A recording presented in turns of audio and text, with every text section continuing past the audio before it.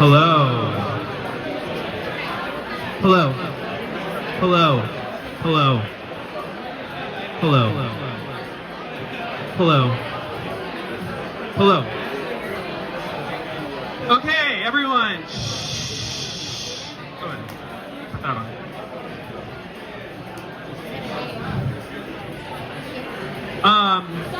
Guys, you guys who are, thank you all for coming. If you can hear me, clap once. Okay, wow, that worked. We should have people come up in the front. So we have a lot of space over here. Guys, if you're in the back, I'm literally gonna come by and like make everyone really quiet. If everyone in the back, guys, we're gonna all have to be quiet, or you guys, if you guys wanna chat, you can leave. Yeah, shh. Yeah, guys, quiet, and then, yeah, quiet. And then turn around and tell the people behind you quiet. And if you guys want to continue chatting, you're more than welcome to go downstairs or outside. But inside, and can someone ask the bartender actually to turn the music off? Whoever's in the back. What? Guys, if you're in the back, can you be quiet, and can someone ask the bartender to turn the music off? Bartender, do you see me? Can you turn the music off? Yeah. We're listening to Janet Jackson. Yana, where's Yana? Yana, can you go ask? Oh, can you ask to turn the music off? Okay, and then everyone who's up front, swing around. We're gonna move people around, so come up to the front. Yeah, slowly. Everyone who's up here, like move around up here. Do you guys want to come up? Then do you guys? There's too many people. You're not going to be able. Yeah, come on. Yeah. Come up. And other people, come up. Come up. Like start leading the way, because it's going to get noisy over there, and you're not going to be able to hear. I know it sucks, but come on.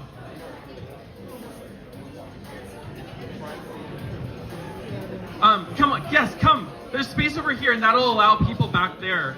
Guys, do you want to come up? You guys. Yeah, come on up. People in the back, come up, otherwise you're not going to hear her. Yay. A few people more. Excellent. We'll make it work. There's a lot of space up here, and then that'll allow people in the back. Okay, the audio is going down. I'm going to need to... What? It's okay. I'll do it. Yeah. Okay, so I'll just signal you. Oh yeah, come around the back. People who are on that side, come around the back. Perfect. Sounds down. Okay. Thank you. Can you guys over there, Tim, can you guys hear? Tim, can you hear? Can you hear? Come up to the front. Come up.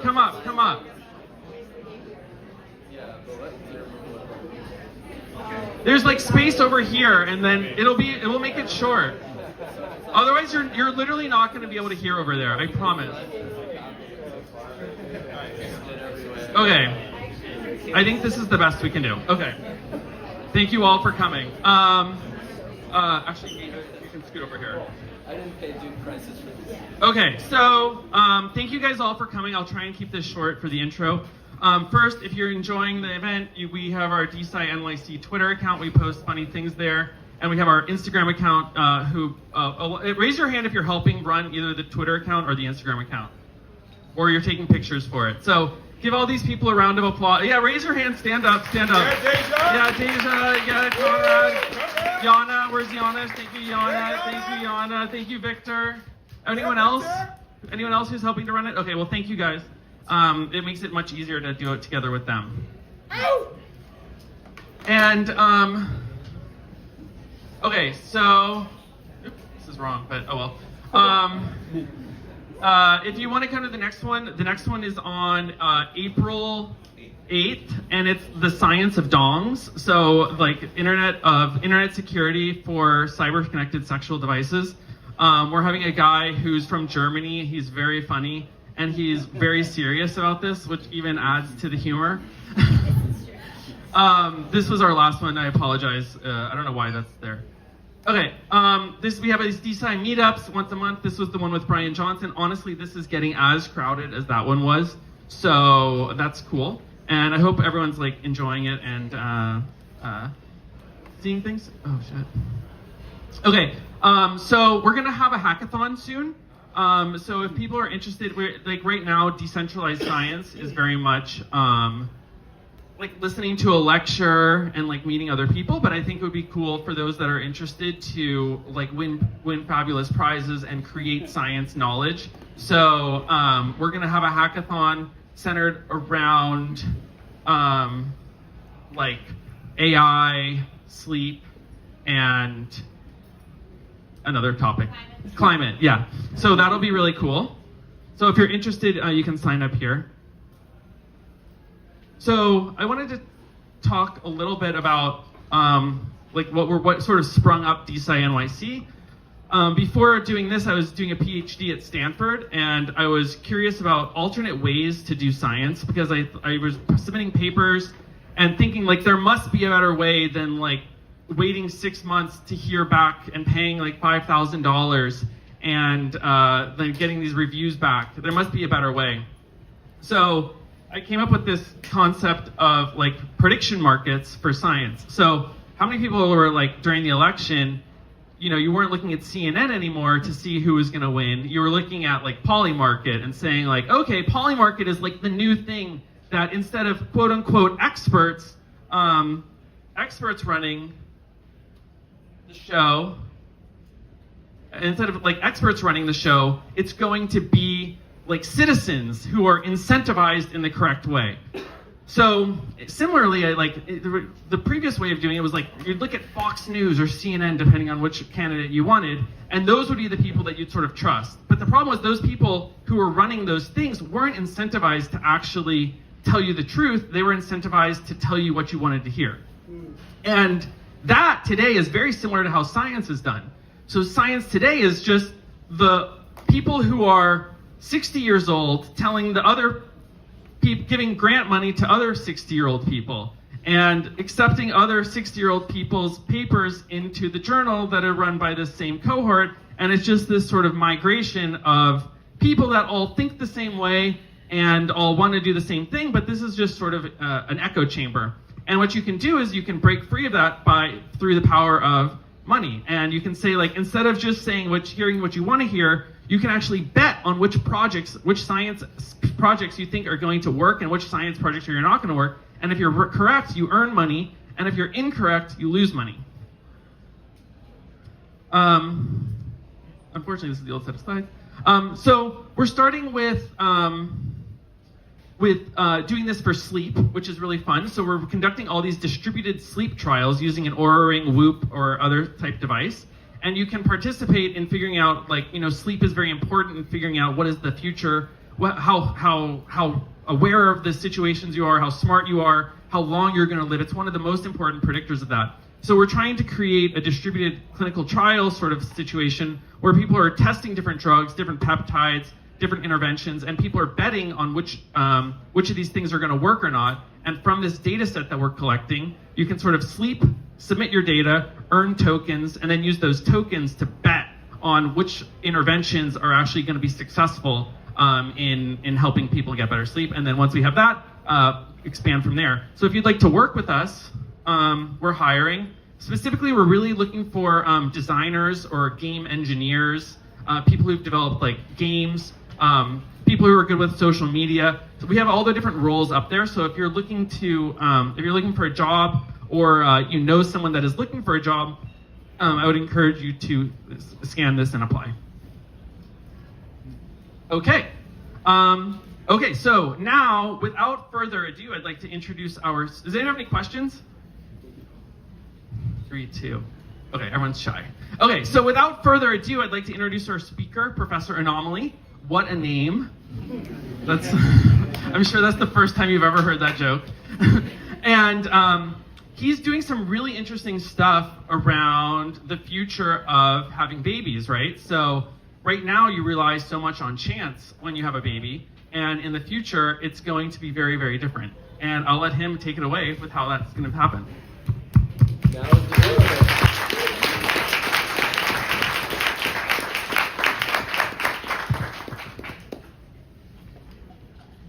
So does the lapel mic actually project out, or is it just it's for just the microphone. Got It's it. just for the recording. Okay. So you have to Do you stand want over it? here. Should I use the hand mic? I think you should. I can actually... No. You should use it. You should have to use this. I will, okay. I used to do this for a living. Okay. Giant classroom. Oh, I'll move out of the way in a second. Let me just get the Yeah. first slides queued up. Sure. Okay. Go ahead. Oh, let's do a picture. Okay. All right. Smile, everybody. 3, 2, 1. And then we'll do one more. Apologize. It's okay. Okay, we'll do one more. All right. So, oh my gosh, you don't even all fit in. Say babies. Say babies. Say super babies. Super babies. Yay. Okay. All right, go ahead. Dr. Anomaly? And do you have a clicker? No, it's just press it here. Okay. Yeah. In that case, I will stand. I should probably stand straight. I can move. Okay. You don't have a napkin? I'll take care of it. Alright. 30 more seconds, promise. There's a spell up here. 30 more seconds. Can you guys hear that? Yep. Alright, good to go. Go ahead. You can go. Okay. In that case, just to set this up here.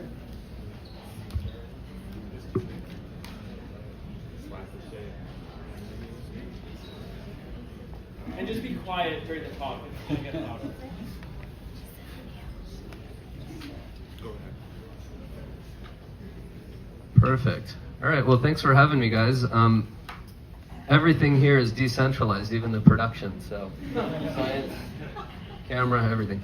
All right. So yeah, I'm just gonna probably talk for about 30 minutes. I guess I should say something about how I got interested in this. Some of my old students are here. This is great. We've got Duke, UNC, Penn, and even Ecuador. We've got University of the Americas. Louder? Okay. Yeah. I'll keep this really close. So, If you guys move up, you're going to hear it better. Sorry. no, I'll keep it closer to my mouth. I'm not used to the, I usually use the lapel mic, not this, but anyway, yeah, just briefly how I got interested in this topic. Maybe about 10 years ago, I saw that, well, we'd all seen headlines about CRISPR, not much about embryo selection, which is what I'm going to focus on today, but I thought of it as just sort of an interesting intellectual puzzle. I was always interested in game theory and ethics and modeling collective action problems. So what happens when each of us chooses rationally, but the aggregate result is either good or bad from a social standpoint? You know, we tend to think in economics, when there's some good aggregate result, we want more of it. We want to subsidize it, or at least leave people free to create it in the decentralized spirit. And when something's bad, what do? We tax it, we regulate it, we ban it, or we have social norms or moral emotions that have evolved to try to shame people for doing actions that are maybe good for them but socially bad. These are the classes of problems I'm interested in. I thought, yeah, what's going to happen when we all have the power to shape the genetic endowment of our kids? Is that going to be good or bad from a social standpoint across many people, across many generations? That's the origin story. Maybe it doesn't matter much. Yeah, I wrote up my thoughts in a little book called Creating Future People, The Science and Ethics of Genetic Enhancement. And back in 2022, when I was living in Ecuador, I was contacted by some people who were doing the thing that I wrote about. And I joined the team. We're a company. We're in stealth mode for a bit longer, but I'm going to combine some of what I was thinking about while writing with what I know to be possible now, and specifically with embryo selection. So that's just a brief preface, and let's get started. Okay, so the first question is, what do we know about heritability? And it turns out we can know a lot about heritability without knowing almost anything about genetics. How is that possible? Through twin studies, or so-called behavioral genetics.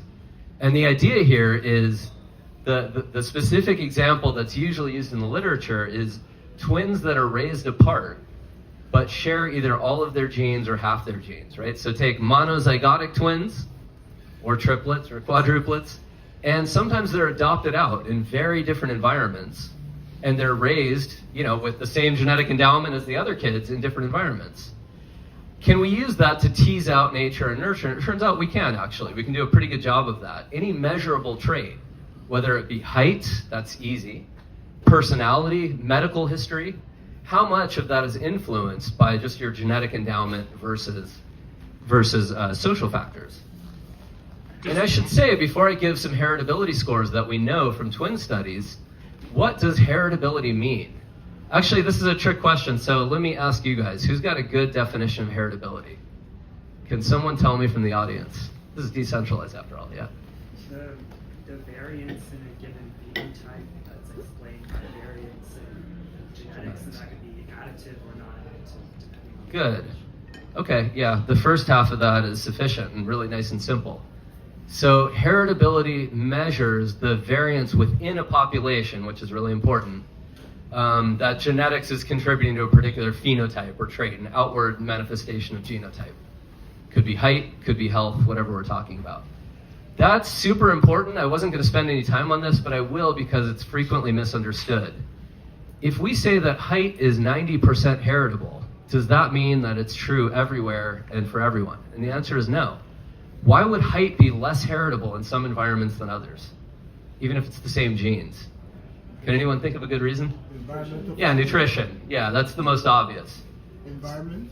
Yeah, that's one aspect of the environment. So, nurture isn't going to do it. It's not going to make you any taller, but nutrition will.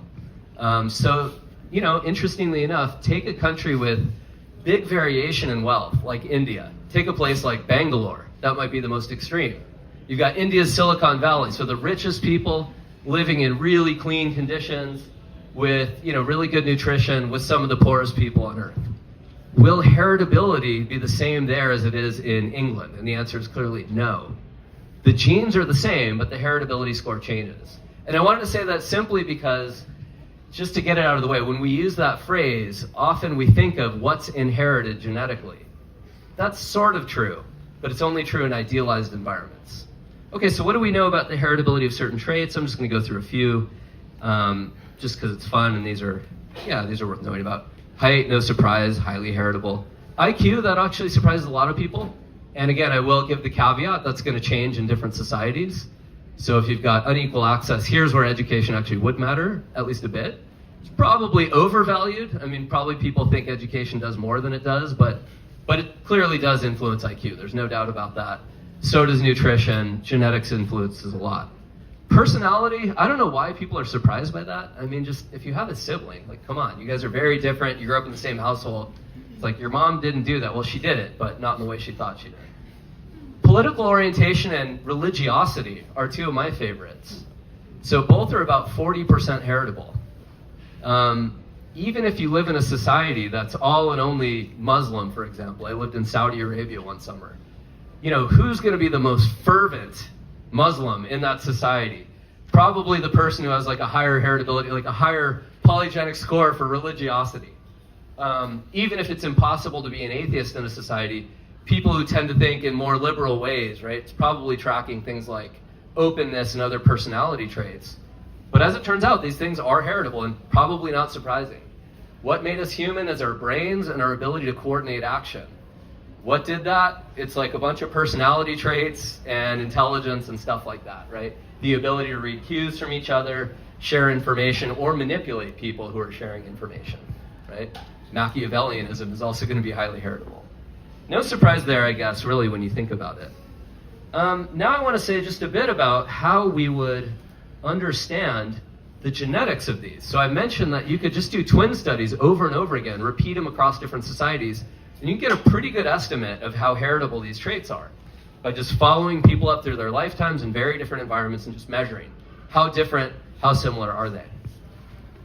Okay, but now let's get into the genetics of it, and then I'll talk about how we can exploit the genetics or our knowledge of the genetics in order to, well, I guess the title of the talk is something about Superbabies. I don't know. It's like a newspaper article, like you have to have a sexy title.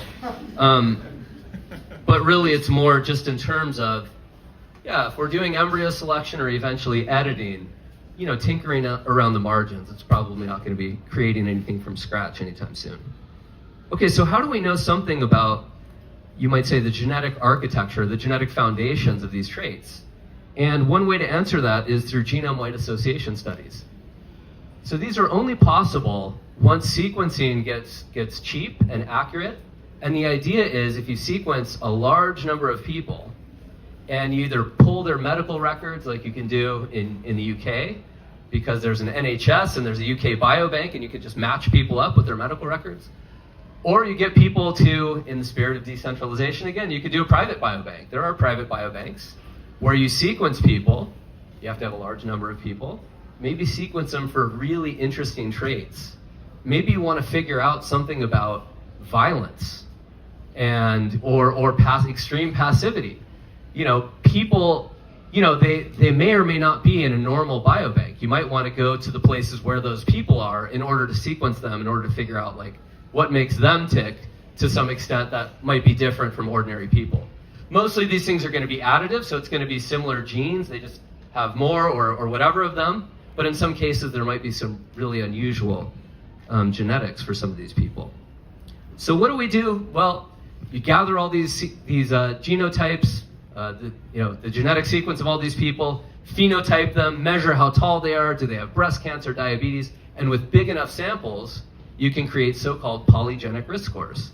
And the idea here is that for most of these traits that are additive, it's not one gene, it's not 10 genes, it's not 20, it's hundreds or thousands of small genetic variants that add up to an overall probability that either an adult has diabetes or will develop it, or that an embryo would develop diabetes given the same kind of nutrition that it would have for another embryo.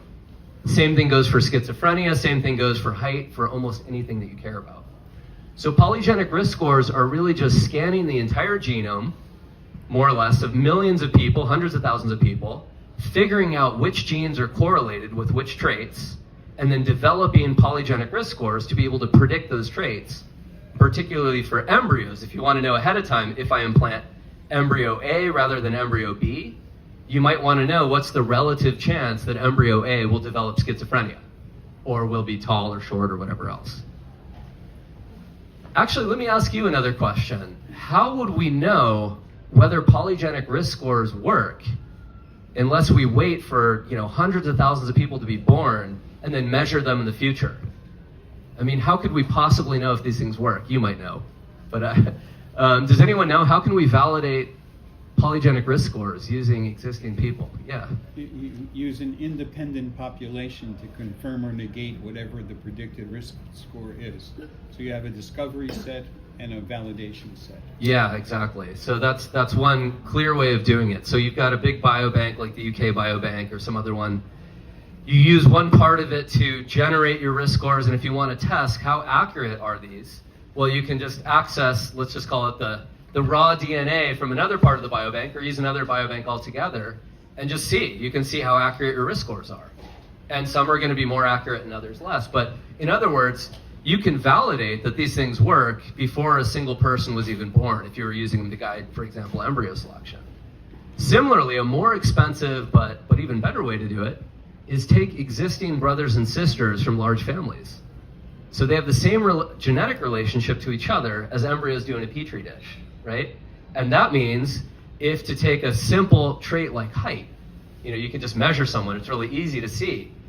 You have a polygenic risk score for height, you want to test it out, find a really large religious family, typically is religious, and measure all the brothers and sisters after you've applied your polygenic risk score to their raw DNA and see how accurate it is. I think this is really important because in the future there are going to be a lot of companies offering polygenic risk scores. There already are, and some of them are going to be a lot better than others, and you're always going to want to know, like, how did you validate these? How do we know you're telling the truth? You better publish some stuff here and show us that they actually work. Okay, that's all a preface to the main show here. So how do we influence children's traits then? Well, the old-fashioned way is, of course, mate selection. Sexual selection is the thing that Charles Darwin focused on more than anything else after he invented his theory, right? He wrote a whole book about it. Essentially, when we're selecting a mate, it's often tracking genetic fitness in the following sense. People are attracted to some extent to youthful looks, right? Why would they care about youthful looks? Well, young people are more fertile. So if you want a higher probability you're going to have a kid and the kid will survive into adulthood, go other things equal with a young person. Or someone who's got a young-looking face. What else do we find attractive? A sense of humor. Why do women care so much about a sense of humor? I think probably it has something to do with creative displays of intelligence. I don't know. Could be. It's just a guess. But, when you find these cross-cultural things, like wherever you go, there are things that people are attracted to. And you think, okay, probably this is tracking something related to fitness, to differential offspring, survivability, and so on. So we already select mates on the basis of these things, right? We find sense of humor attractive, we find facial symmetry attractive, youth, etc., smooth skin. All right, now to the fun stuff. Gene editing is a thing that I'm not going to talk much about, but of course this is going to be the main game in town, I don't know, in a generation or so. I think it's going to take a little while. What's the problem with gene editing now? I think, first of all, we're not even sure that He Jiankui, or however you pronounce his name, even did it. If he did do it, he seemed pretty incompetent. We have the emails from his correspondence with his Stanford mentors, and yeah, it was pretty experimental if he did it at all. There's no direct evidence that he edited the CCR5 gene. Let's say that he did it. That's one gene. But we've got billions of base pairs, and I already mentioned that almost everything you care about is highly polygenic. It involves thousands and thousands of small genetic variants. Well, one of the problems with using CRISPR right now is off-target mutations. Even the successors to CRISPR often produce these. So you want to hit one gene and you accidentally edit another gene. That could be really bad, depending on what it does. And the other thing is, I've mentioned that you could know heritability scores without knowing any genetics. That's sort of true. And then I mentioned one way of figuring out what genes are associated with traits through genome-wide association studies. But as we all know here, correlation and causation are different. And we'd really want to know the full causal influential architecture of the genetics of a trait before we go around editing it, right? So there's really two problems with editing right now, and I'm sure they'll be solved, but right now, we don't really understand the genetic architecture of complex traits, even if we know which of the genetic variants are correlated with those traits. That's not a problem for embryo selection. It's also not a problem for using polygenic scores yourself to figure out, are you predisposed to heart disease? With some probability, polygenic risk score is going to say yes, and here's the probability. And you can do that without knowing why. And we don't know why. And until we know why, you're probably not going to want to CRISPR your kids, even if you could. So now the boring but true part of this, how you can actually influence your kids' traits right now. And there are a couple of companies that are out there in the open, and there are a bunch more that are in stealth that are coming very, very soon. All of which already serve customers, by the way. And that is embryo selection using polygenic scores. So IVF is, of course, in vitro fertilization. PGT is just pre-implantation genetic testing. So, one point to make about this is that the gains from embryo selection using polygenic risk scores depend on the number of embryos you have. And young people in this audience, you're probably familiar, a lot of you are professionals. Some work at places like Google or SpaceX or whatever, and they often offer egg freezing as a benefit. Now they're doing it selfishly. They just want you to delay reproduction so you can be a slave to the man or whatever for a few more years. But actually it's probably good for you in the following sense. If you don't yet have a partner, even though it's a bit more efficacious to freeze embryos than eggs, because you'll lose a few eggs when you freeze them and unfreeze them and so on, when you're young, you can get a lot more embryos and at much higher quality. It's shocking how quickly that declines with age.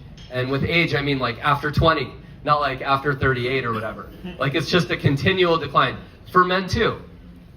Some men, I go around telling men to freeze their sperm now because, sperm mutate, or at least the organs that produce sperm mutate and pass along mutations. And so, older men have higher risks of things like low functioning autism and even to some extent schizophrenia. And so, it can be a good idea to do that for that reason, but also for this reason. Just think about the number of embryos that you have as being a proxy for genetic diversity. The more you have, if you're interested in some trait like schizophrenia runs in your family or extremely short stature, something like that. Well, if you have 10 embryos, probably one of them is like average height or pretty low risk of schizophrenia, and probably 2 or 3 are. It's going to be, in many cases, continuous. And the same thing goes, well, I've got IQ here because that's a sexy one. The best predictors right now, they're still private. The validation studies will be published very soon publicly. But the best predictors say that we can get, about a dozen to 15 IQ points in terms of the spread between the lowest and the highest scoring embryo. That's getting pretty close to half of the actual variation. So the actual variation in IQ between 10 embryos is going to be about double that, about 30 points. That's a lot when you think about it, 2 standard deviations. So if you have a large family, what you'll see in front of your eyes is big variance, right? You can have the same parents, but you see really, really big variance in personality and intelligence and height and all kinds of stuff. So, the gains from embryo selection depend on the number of embryos you have. And one way in which this is going to be supercharged, I think it's coming soon. Everyone always says 5 years, though. It's one of those things, in 5 years it'll all be there. I think probably, let's call it 8 years. I'll just be a little bit more conservative. In vitro gametogenesis, what is this? Can someone explain it in like one sentence? What's the quick version of this? I mean, I have a little diagram here, but yeah, why not? Creating egg cells in a lab. Yeah, that's a quick way to do it. Creating egg cells in a lab. So taking adult cells, everyone knows these is skin, could be blood, whatever. Taking them, turning them into induced pluripotent stem cells, right? And then from that, you can get any kind of cell. But if you can do that, then you can get an egg. So you could imagine a vial of blood giving you 1,000 egg cells or something, right? It's probably more than that. I'm just making that number up. But imagine going from 3 or 5 embryos to 3 or 5,000 embryos. And now suddenly you're talking about enormous variation. There are diminishing returns, I should say that, after certain numbers. Nevertheless, you could dramatically transform your children just with that alone, even if you never edited a single gene. So that is on the horizon. It's been done in other animals. I assume it will be done on people. Unlike embryo selection, I think it's going to be highly regulated at first. I doubt that the FDA will allow it immediately, but that's what places like Prospera are for. There are startup cities around the world where, of course, people are essentially going to allow and even encourage labs to open up there to basically, operate as an arbitrage for people who want to do this. Okay, so I just thought I'd go through a couple more set pieces and then open it up to Q&A because why not? Although I have a couple of surprising points to make. So what are the benefits of minimizing genetic disease? This is almost boring, right? So obviously, right, longer, better life, healthier life, etc. Social productivity, blah, blah, blah. That's not that interesting. Now, what about IQ? I find this interesting not because I'm an IQ maxer, but because I think a lot of people misunderstand the benefits of IQ. It's obvious that intelligence has something to do with computational power. We all know what, one of your dogs is smarter than another. We know what that looks like. Everyone knows, I don't even know what intelligence is, or what is an IQ test? We know what it is. Everyone knows when they see it, right? Do IQ tests perfectly capture it? No. But, the ability to solve complex puzzles is something that obviously is a benefit in many ways. But But there's something much, much more interesting that economists and game theorists have discovered in the experimental arena that I thought I'd mention. So let's see here. Yeah, why would smarter people live longer or do better on health metrics? There's actually a few possible explanations. Anyone have any ideas here? Better choices. Better decisions. Yeah, that's exactly. Yeah. Filtering through, bad information from good, keeping your appointments, going to the doctor, finding the better doctor, not the witch doctor or whatever, right? I mean, that's kind of obvious, but we underrate it. I mean, everyone in this room, whatever, has passed some basic test, and as Linda Gottfredson says, life is an IQ test in a way, right? You're navigating complexity everywhere. And if you're in this room, you probably have made decent decisions about doctors, but that's not true for everyone, right?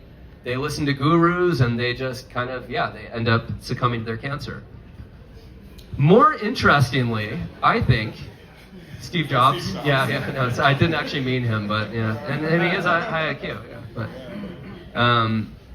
I think much more interesting is this lower stuff, and I actually don't think it has anything to do with computational power. Well, obviously scientific innovation does, but cooperation. So groups of high IQ people are more cooperative than groups of lower IQ people. Individuals don't matter that much, but groups do. Anyone have any idea why this would be the case? This is really an odd finding, but yeah. The overall group goal is more important than individual interests or desires. Yeah, I mean, I would say that, but I don't think it has anything to do with IQ. So the answer was maybe the overall group goal, people are thinking about this and sticking to it and, thinking less about themselves. But I don't think smarter people are any less selfish than dumber people. There you go. Okay, Ben, my star student from UNC. As usual, Ben drives and gets the answer right. Nothing has changed in the last 10 years. In repeated prisoners' dilemmas or public goods games in economics, these are games, I won't bore you with the details, but where there's some, what's individually rational is not necessarily collectively optimal. So if you invest some now for the sake of the group, you're going to lose it now, but the group will benefit if everyone does it. And again, smarter people aren't, I think, any nicer than less smart people. But what they will do is they'll find the other smart people who make credible pledges, and they'll surround themselves with them, and they'll find strategies together to delay gratification now for bigger rewards later. And so what you get is more cooperation in prisoners' dilemmas and public goods games, and more use of altruistic punishment, where that by punishing free riders now, you can get more cooperation in future rounds. The worst thing you want to do is incentivize free riders, right? In a game where there's a conflict between individual and collective interest. So that's kind of interesting, and it's like a metaphor for bigger games that we play every day, whether it's at work or in politics or whatever else. And here I'm drawing on Garrett Jones. He and I wrote a paper a while ago called, Cognitive Enhancement and Network Effects, where we actually argue that despite the inequalities that might arise when already smart people are selecting for intelligence, they're actually going to be positive, not negative externalities for other people. Why? Because again, even when they're mean, smarter people tend to be more cooperative and therefore more productive, which has positive externalities in other people. There are negative externalities too, right? I mean, if genetic differences become so big that you can't relate to each other anymore on terms of equality. I mean, imagine our relationship to chimpanzees. They're lucky that we're nice to them. They're kind of cute and interesting, and so we preserve them. But we use them, they're almost like tools. I mean, we don't give them the right to vote. That's not going to be very interesting, right? And imagine, inequalities that big, that would be actually concerning and interesting. We could talk about that. But in the absence of truly giant inequalities, if you're just talking about, some people boosting IQ by 5 or 8 points or something in a generation, I actually think that's going to be good for everyone, not just for the people who do it. All right, so what traits can we influence now? This is just a random list of some things. Yeah, IQ, schizophrenia, bipolar disorder. Some of these autoimmune diseases are important. My grandmother had 7 of those. She was the smartest person in our family and couldn't do anything. Grew up in New York and was a slave to the house because she couldn't leave the house because she had so many autoimmune disorders. What if we could select for her brains and her beauty without the autoimmune disorders, right? I mean, whatever you guys say, I have no hesitation to say what she would say. She would love to not have those disorders. Why should we support genetic selection? So this is more of a stock pitch. Why? Because I think we should be able to argue in favor of these things. Some people are creeped out by it, or they just think it's against God's will or nature or whatever else. I think you should have reasons for selecting in favor of, or at least allowing genetic selection in favor of these traits. The first is just a Darwinian point, and that is that nature, natural selection, sexual selection, they don't necessarily select for human happiness or for human welfare. They create creatures that are good at finding other creatures, that are good at maximizing the numbers of copies of their genes. Viruses are really good at that. Some of us have them right now, The ultimate winners in the evolutionary game of life are not, smart, gentle, kind people. We hope they are. We might be able to make it that way. But the real winners are like viruses, right? They're the things that can exploit and parasitize and that sort of thing. But for the first time in history, we're in a situation where we go, look, we're the product of evolution. We're this mixture of imperfect, emotions. We're jealous, we're mean, we lie to people, but we're also altruistic, and we have ideals like beauty and wisdom and truth, and we can reflect on what things do make life go well. And we can, to some extent, select for those things, right? What actually makes a life, happy, flourishing in the Aristotelian sense. So nature doesn't necessarily select for that. And in fact, in some cases, the opposite. As soon as you get a lot of really nice, high-trust people, what does nature select for? Psychopathy. According to Steven Pinker, they're about 1% to 2% of the human population. And, it's clear it's an evolutionary strategy precisely to exploit nice people, right? If you can go undetected and, essentially disguise yourself as a contributor to some collective endeavor, but meanwhile, you're just exploiting all those people who contribute, actually you can probably have a lot of kids before you're found out. And that's why it persists in the population. Maybe it won't persist that much longer, though. Maybe like Tay-Sachs, once we understand the genetics of it, maybe people will select against it. And so maybe we won't be seeing much more of it. So the first point is nature doesn't select for human happiness. It selects for, whatever produces copies of genes. The second point, and this is a big one, and forgive me for quoting a couple people here, but I think you'll find this interesting. I hope so. Civilization preserves harmful genetic variants, harmful recent mutations. Charles Darwin understood this before the concept of a gene was understood. Gene was coined, I think, in 1907, the term. Everyone knew there must be some unit of heredity that natural selection is acting on. And Charles Darwin understood that whatever this unit is, in a modern civilized society, where we have really good medicine, really good nutrition, he's thinking of England at the time, what it's going to be good at is preserving people who would have died in ancestral conditions because they had poor eyesight. Now we could say childhood cancer. What you're not going to do is say, well, my kid has cancer, throw him to the wolves, right? You're going to try to treat it with chemotherapy and surgery and radiation, and you should. And Darwin thought so too. Of course you should do that. This is the benefit of civilization. But a side effect of that is that the genes that produce those predispositions will almost certainly proliferate in modern populations. That's not a problem in one generation or even two, but across 5, 10, 20 generations, it could actually be a problem. So Darwin says, this is, very colorful language, so forgive me for repeating Darwin, but with savages, the weak in body or mind are soon eliminated. And he's actually recognizing the benefits of this.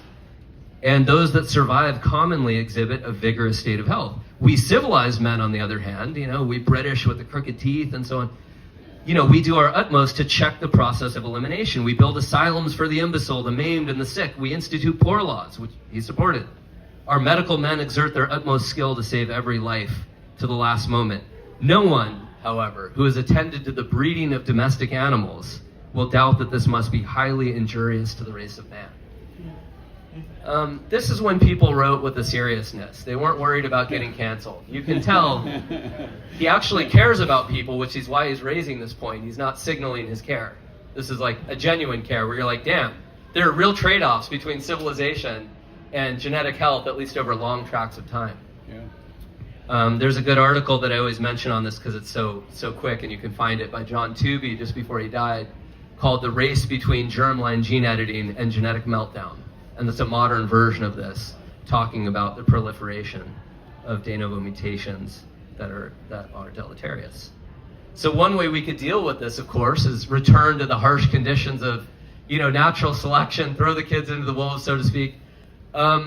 Or we can just let it keep happening, right? And just let people slowly melt down, so to speak. Or, we can steer things in our own direction. We can select for traits that we think are valuable, and we can select against genetic variants that are producing disease or childhood cancer or whatever else. It's pretty clear where I stand on this probably. But I actually think, as a talking point, this gives us a really good case, conservative case. You can think of why a liberal, in the broad sense of that term, would support this, right? It's individual choice. People have their own conceptions of the good. You should allow them to have their own genetic information and choose accordingly, and I agree with that. But conservatives, at least, again, in the broad sense of the term, I hate talking about political parties because they're all retarded, but when you just talk about, what is a conservative in the real sense? It's someone who's like, hang on, rapid social change actually can be harmful. And we can think of people like G.K. Chesterton, who came up with the metaphor famously of Chesterton's fence. Another quiz time again, guys, just to make sure you're still awake. What is Chesterton's fence? Hey, another former student, that's cool. What is Chesterton's fence? Can anyone explain that? What's the... Yeah, oh, we've got a good hand, yeah.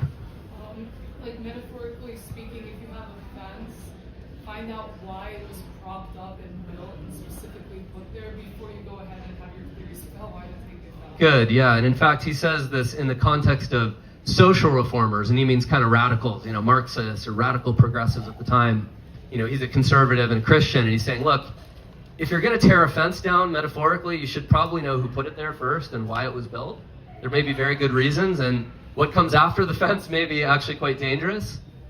And many conservatives, I think, rightly employ this metaphor. I think it's a very useful metaphor for, really radical social change, because often what comes next is worse than the thing you're trying to fix. Nevertheless, I don't think that Chesterton can be unequivocally used to oppose, for example, genetic enhancement or genetic selection. Here's another metaphor. I call it Chesterton's Post. It's from a book he wrote called Orthodoxy. The other book is Why I'm a Catholic. And here's what he says, and I think you'll like the metaphor. Conservatism, and this is a criticism of conservatism, is based on the idea that if you leave things alone, you leave them as they are, but you do not. You leave a thing alone, or when you leave it alone, you leave it to a torrent of change. If you leave a white post alone, it will soon be a black post. If you particularly want it to be white, any other color, you must always be painting it again. Briefly, if you want the old white post, you must have a new white post. And I think this is a metaphor for, it can be in this realm, for look, we're subject to a torrent of genetic mutations, genetic degradation. There's nothing magical about where we are now. Natural and sexual selection incentivize all kinds of horrible behavior as well as good behavior. Rape is almost certainly natural in the sense of rapists are, in many cases, rewarded with more copies of their genes in future generations. Otherwise, it probably wouldn't be such a universal behavior when one military conquers another military. What do? You kill the men, you rape the women. It's right there in the Bible, right? Kill the men and keep the women folk for yourself, right? This is as old and as normal as can be, and yet it's completely evil, right? So we can agree that rape is both bad and potentially natural. Inclinations to do this could be natural. Is that something that we think is good? Well, this is a kind of, byproduct of an amoral set of forces. But again, we can kind of figure out what's good about human nature, and let's have more of it. What's bad about human nature, and what might be degrading in our genome, let's have less of that. Okay, a couple quick more points to support genetic selection, and I promise these will be much faster. One is the idea of evolutionary mismatch. Everyone's heard this phrase by now.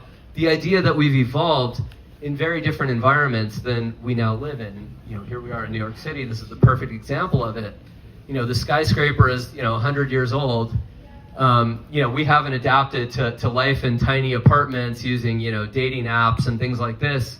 So we've recreated our environments in ways that actually make people more miserable sometimes. That doesn't mean you shouldn't do it, because if you're the only deviant, from a new norm, then you're going to be the weirdo if you're not on the dating app, even if dating apps make everyone worse off. Or if you have some other lifestyle that actually is probably more healthy, like I'm going to go to bed early and not drink any alcohol, like good luck going to the cool kids party and like finding someone to hang out with, right? So, you know, you go to the old folks home instead. So there are all kinds of conditions where our environment is very different than what we're psychologically sort of adapted to or physically adapted to. Everyone uses the example of cheap sugar, refined sugar. Obviously, you know, we have a taste for this, but it's not good for us. I want to use the example of, you know, thinking about how we've recreated environments in ways that are really beneficial to us when used well. Obviously, the internet, it's kind of boring, but true. We can get all the information we want, which can make us, you know, addicts, which can make us worse off with the dating app example, etc. But if used well, it can make us better off. So what do? We employ strategies, psychological strategies to use these things well. Maybe you have more or less impulse control. But you could also adapt people to the environment as well as, you know, adapting the environment to people. And to the extent that the new environments we've created, free of germs, for example, relatively free. We have higher rates of autoimmune diseases, partly as a byproduct of that. Higher rates of asthma, partly as a byproduct of that, because we have fewer microbes and we were adapted to encounter microbes. What do? Well, probably you don't want to go back to a situation where you're just randomly having, you know, 40% of your offspring dying in childbirth. But, you know, you might actually reintroduce microbes in the hospital or something, like the ancestral microbes. Or if you're George Church, I'm not, but, you know, he has a radical solution, which is a lot of the viruses that assail us, that kill us, like influenza, or seriously impair us. I just coughed because I had a virus. Those are relatively recent. It's because of our encounter with animals during the agricultural revolution. We get all of our influenza from other animals. It's very recent. Well, what if we either, you know, have artificial meat rather than animals, so we grow them in a lab instead of animals? I'm for that, for a lot of reasons. Or, you know, we adapt ourselves so that we have an immune system that's essentially not capable of being penetrated by viruses. You know, both solutions are possibilities, but I just want to mention this because I think this is an argument not to go back to where we might have been, but forward to where we might be. Finally, I want to mention one more thing on this slide, and I'll just do a couple more and open it up. And this is sometimes I call these Red Queen effects or arms races from Alice in Wonderland. The point with number 4 here, reason to support genetic selection, it's really not to you guys, you're all in this room. It's to conservatives who are opposed to this, or policymakers who think that by making it illegal or difficult, that they're going to help their own population. What's going to happen, actually let me ask this, does anyone know who most supports gene editing, embryo selection, for, you know, cognitive ability, for... Oh, well, yeah, sure, yeah. I mean countries. China. That's actually completely wrong. Everyone thinks that, but we have evidence on it. China is both behind in this and weirdly backward in their attitudes toward heritability. It's India. India is extremely supportive of this, at least on surveys, and Israel. There are a bunch of other countries we just don't have good data for. But we have really good data for India, for Israel, for Singapore. Singapore is very much in favor. I'll show you a slide later. But for whatever reason, I don't know why, but India is much more supportive actually than China is. Maybe that'll all change. I think preference cascades happen once more companies come onto the scene offering this. Anyway, the point is, once some countries or some people are doing this, it's going to create an arms race, which I actually think is socially beneficial. Others are going to be terrified by. And that's because it's going to change incentives. If I know other people are predictably selecting for certain traits, it's going to incentivize me to either select for similar or complementary traits. If most people are selecting girls, then it gives me a stronger incentive to select for a boy. His prospects in the mating market will be a bit better. Other traits will be a little different, and I'll get into how that might work. But arms races are interesting because they can be A, positive and negative, and B, they change the moral landscape. You might have a moral intuition like this is wrong or this is cool or whatever you think, but actually your intuitions are going to change dramatically when most other people are doing this, right? And suddenly it's going to reframe things for policymakers and individuals. And I think it's an important point to make when you're thinking about reasons for selection. okay, I'll just end on this. This is the topic of my little book. I'm not advertising this. My company paid to make it open access anyway, so I'm not making money off of it. But yeah, you can access a PDF or there's this little version of it. But like I said, what motivated me to write it is just intellectual interest. I was really interested in arms races, like evolutionary arms races, like antibiotic resistance and that sort of thing. You know, we take antibiotics and they cure the individual, but a side effect is resistance. And like, how do we solve that problem? You know, perfect econ problem, right? Global intergenerational collective action problem. But this is what I worried about for the book. I think, you know, mostly genetic selection is going to be good, but what about, you know, imbalanced sex ratios, really, really tall boys where everyone selects for height, so there's no relative advantage anymore to being taller because everyone's taller, but we have more, you know, joint problems or cardiac problems as a side effect. You know, these are positional goods arms races where you only want more relative to somebody else, right? It's not like just having it is better. There's nothing good about being tall. There's really only bad things, except given female preferences and given our current environment. It's actually much healthier to have like a gymnast body, right? Like what's your average male gymnast, like 5'7", really healthy, really stocky? You know, like that's probably the ideal male body.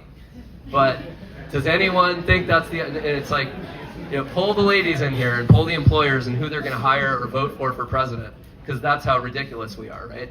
The taller guy is like more authoritative and smarter. Like that's how we think. That's absurd and obviously false. But if everyone chooses that way, you know, you get these kinds of problems. And then immunity monocultures. My solution, pretty simple. This is the boring part. You know, I still think that generally speaking, we should leave people free to choose what they will for their kids. They have the better incentive to figure out what their kids would benefit from and act on it than government agents ever would. So this would be an argument for individual selection rather than, you know, coercive eugenics from a government or something like that. But when we do need a rule to solve a serious collective action problem, this is going back to something the economist side of me would advocate, and that is something like regulatory parsimony. We should have simple laws that apply to all rather than a complex network of rules and laws. And here's why. First of all, if we have really complex laws or restrictive laws, who can get around them? People who can afford to travel. You know, India is a big place for organ markets. People travel there to get a new organ. But because, you know, India has made it illegal, that actually raises the price even higher. And so now instead of people selling their organ voluntarily, people are kidnapped and murdered for their organs, and then their body is just thrown to the side. Colombia also has a pretty thriving black market in organs as well. So a lot of times when you regulate things like this, you get these unexpected costs as well as benefits. And I'm not sort of preaching about politics here. I'm just sort of saying you got to pay attention to those. Who can afford to get around those laws? It's always the rich and well-connected. And who are the victims of those laws? It's always the poor and poorly connected. Similarly, too many laws can crowd out social norms that can effectively equilibrate arms races. So for example, if we take a situation like sex selection or height selection, first of all, there is a kind of natural limit to how tall you would want your kids to be. Everyone will quickly learn, like if you go above, say 6'3" for men, you do start having these problems. And most people, even if women are attracted to tall men, which they are in general, when they're deliberately choosing the traits of their offspring, they care a lot less about that superficial stuff and more about like health, mental health, well-being, achievement, productivity. Will they have good friends, good relationships? And just like maxing out on like height is not really something that they'll do. Probably better not to ban it, but to just allow that self-equilibration to happen through social norms. Restrictive laws, I already mentioned, black markets and learned helplessness. The more complex something is, the more restrictive it is, the more people tend to just abdicate reason and just follow the rules slavishly. But strangely enough, the more liberty they have, the more incentive they have to figure out, like, okay, what's real here? What is this company promising me? Is it snake oil or is it real? And like, how would I really think about the traits I want my kids to have? So I'm going to end on this slide. And that is two recent surveys, one from 2023 in the US and one from Singapore last year. And what this did just to give you a sense of how many people already support even the more kind of controversial trait, which is intelligence selection. Already people of reproductive age in the US admit, nearly half would select for cognitive ability. Would they edit the genes? It's a little less than that, but a lot of this is just because we can't do that. So it's kind of a weird question to ask. As it's more feasible, maybe they will. But when you look at a place like Singapore, turns out like 60 to 70% would select for cognitive ability. The true answer might be even higher than that. But that's the best survey evidence we have right now. The other questions are about gene editing and SAT prep. Weirdly, like only 80% would do SAT prep. And when you ask them, is it moral? Like 20% say it's immoral. I don't know. Maybe it's because they think it's a collective action problem, and so a solution to it is to just say, no one should take SAT prep. Maybe it's actually wise. Anyway, my view of this, and I'll end with this is the tip of the iceberg. This is what people say to surveys, and it's almost half already say they would do this. What they would do when it's a viable option, and when it's discovered that, elites, however that's defined, are doing it privately, you can rest assured that we're going to get a preference cascade such that the dominoes will fall very, very quickly. My prediction, I give a lot of stock talks on different topics, but my favorite one right now is called Breaking the Blank Slate. And one of the outcomes of that talk, one of the predictions I make is that there's a lot of lying right now, and there's a lot of pluralistic ignorance. Lying about heritability, people pretending it's not even real, or I don't know anything about heritability, intelligence, it's all fake, and none of it's real. The smarter you are, paradoxically, the more likely you are to deny the reality of intelligence or the heritability of it. In fact, we have data on that. That's literally true. The people who are closest to the truth on heritability scores for psychological traits are the people with the least amount of education. Not intelligence, education. Okay, so that's an indoctrination effect. And repeat what?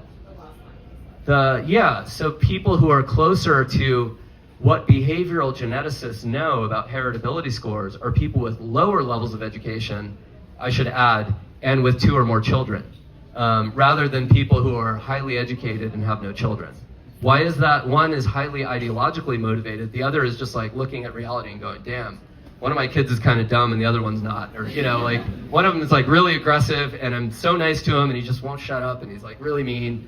And they're just like, yeah, I didn't do that. It's just him. Like, that's just how he was. The midwit meme. The midwit meme. Yeah, you've got I won't even repeat it.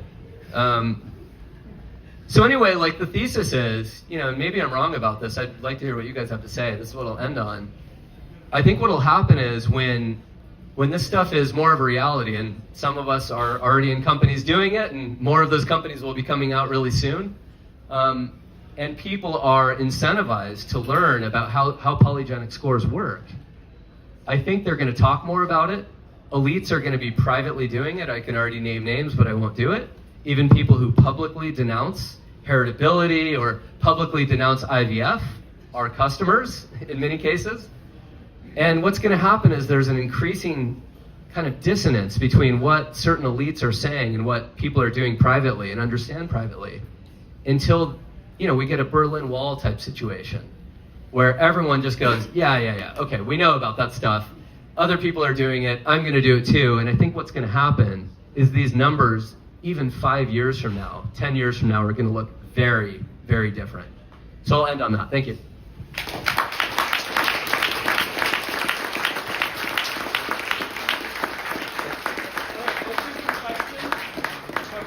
Let's do some questions, right? Oh, wait, we're not ending. You have questions, right? Yeah. Yeah. But first we want to give you a tardigrade for Living Forever, and then a Make Science Great Again t-shirt. Beautiful. All right. Oh my God. It's red too. I know what's going on. Yes. All right, did you have a question? Yeah. Go ahead. So earlier. Thanks, guys. Earlier in your presentation, you contrasted gene editing with gene score screening based on the idea that for gene editing you need to know the causal impact of genetic variants, whereas with PGS you don't. But I guess my sense is that I think for PGS you also need to know which genetic variants are causal and Yep. which are not. Otherwise, your polygenic score is going to be picking up on Here, take the microphone. environmental Here, come take the mic. Should I repeat my Yeah, question? take the. Yeah. So Guys, if you want to go. But if you want to stay, listen to the question. yeah, so my question was basically that earlier in Dr. Anomaly's presentation, he contrasted gene editing with polygenic score screening based on the idea that for gene editing, you need to know the causal impact of the variants in question, whereas with PGS, you may not need to know that information. And my thinking was that you still need to know the causal impact for polygenic score-based screening, because otherwise your polygenic score will simply pick up on environmental confounds. And that could very well be true even if you validate it out of sample, because your out of sample data set could also be containing those same environmental confounds. Sure. Okay. Good. So you're also testing the limits of my knowledge because I'm not a statistical geneticist. But what I would say is that's almost true, but not quite, as far as I can tell. The reason is that, so think of most complex traits we care about. Let's just say height or diabetes risk. They're additive, right? So it's lots of genetic variants adding just a little bit to the risk. You know, how you metabolize sugar, or whatever. You know, if you miss a few genes or you get a few wrong calls and you're selecting embryos, you're still selecting among, I hate the word natural, but you know, natural combinations of sperm and egg, and you're not fundamentally really changing anything. You're just kind of counting how much the risk is. But I think there's at least a higher risk that if you're changing a variant that you're including in your polygenic risk score, there's a higher chance probably that you could do something that with it that you don't really understand the full consequences of. I could be wrong about that, but that's my sense. Yeah. Yeah, I think I agree that gene editing is probably requires perhaps more information, but I think maybe where I might disagree is I think PGS space screening still requires understanding the causal impact. But okay, let me just ask a quick one, and then we'll move on. But we don't know a lot of causal information. So right now, are you worried about polygenic screening in the absence of knowledge of causal? Yes. Oh, interesting. Okay. Yes, so there was a meta-analysis of within sibling-based genome-wide association studies, which do estimate the causal impact of these variants on traits like IQ, and they found that there is a pretty meaningful difference between within sibling GWAS versus population-level GWAS for behavioral traits like IQ. And so the risk is that if you estimate the polygenic scores without using sibling information, studies, yes. then your polygenic score may be picking up on environmental biases instead of genetic variants. This is a great point, and this is why sibling studies are better, in my view, for psychological traits than they are for something like height, something like that. Yeah, I think that's exactly. Somebody? Oh. IQ is highly dependent on different factors. Like Shavasana is giving you 7 to 15 points in IQ jump just after half an hour of this exercise. Or knowing complex models that are not taught in schools about everyday stuff, everyday things, is making you much smarter than average person. So how is this choice of causality between IQ and genes, what does it have to do with a special knowledge that allow you to be more effective, like physical exercise, nutrition, model knowledge, and etc.? Is the question that you're skeptical that IQ is meaningful or something? Yeah. I mean, not every education is graded equal, kind of. If I know something about... Okay. Yeah, again, not an expert here, but I highly recommend, there's some good general books on this topic. My favorite is a 2-hour read. It's Stuart Ritchie's book, just called Intelligence. It's only 50 pages long. It's like a pamphlet. It's excellent. Just synthesizes 100 years of knowledge about IQ tests. And one of the things he starts with is Spearman's idea. He wanted to figure out, how would I even test intelligence, right? I don't even know where to start. And so he just created complex puzzles for people. And then he'd find that like almost any test that he could come up with ended up positively correlating with other tests. And he came up with this concept of G, or general intelligence, and that's basically the kind of shared positive correlation across different kinds of tests. And of course now there are different parts of this test, and I'm not an IQ expert, I've just read a lot of the literature on it. You know, there's of course verbal, reasoning, spatial, etc. There are different components, and there is some positive overlap across those, but of course some people have, you know, stronger skills in one arena than in another arena, etc. I would just argue that, yeah, among many ordinary people, IQ is underrated, and among IQ enthusiasts, it's overrated in many cases, because, you know, I think personality traits matter a lot. I think some of the correlates of IQ are doing more explaining than IQ, like patience, self-control. It's not computational power. It's not creativity. It sometimes kind of goes along with it. Maybe it was selected for as a package. But so in that sense, IQ is overrated. But in the sense of, if you think education is going to dramatically affect IQ, you're just wrong about it. It's just not true. People have tried it. It does have a modest effect, but it's just simply not correct to say that, you know, education fundamentally transforms our abilities. Like, if you spend enough time on physics with someone, like, they're going to get good at physics. I can attest that this is not the case. Yeah. Thank you. Yeah.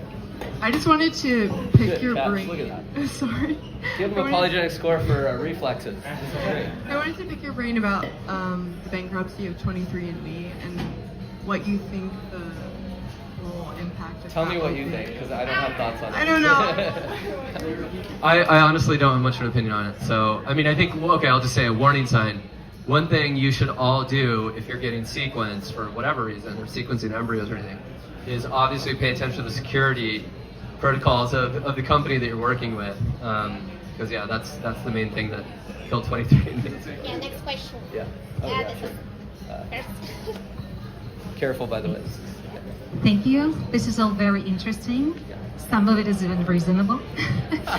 I'm kidding. It's the tribute for the day. And a lot of things you said were based on the assumption that parents know what's best for their kids. But if my parents were to decide, I think they would have chosen somebody else, because I came up really fragile physically.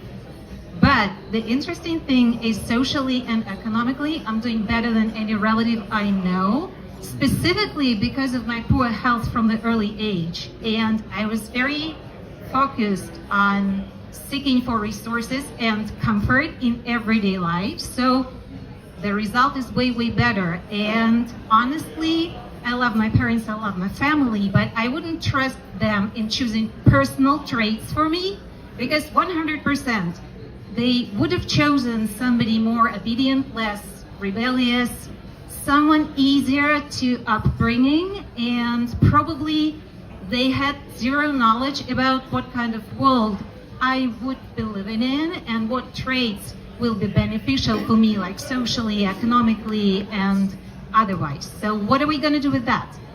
Yeah, I mean, first of all, yeah, I like that. Some of my favorite thinkers in history had weirdnesses about them that led to their characters. So Adam Smith was clearly autistic, well, Aspie anyway.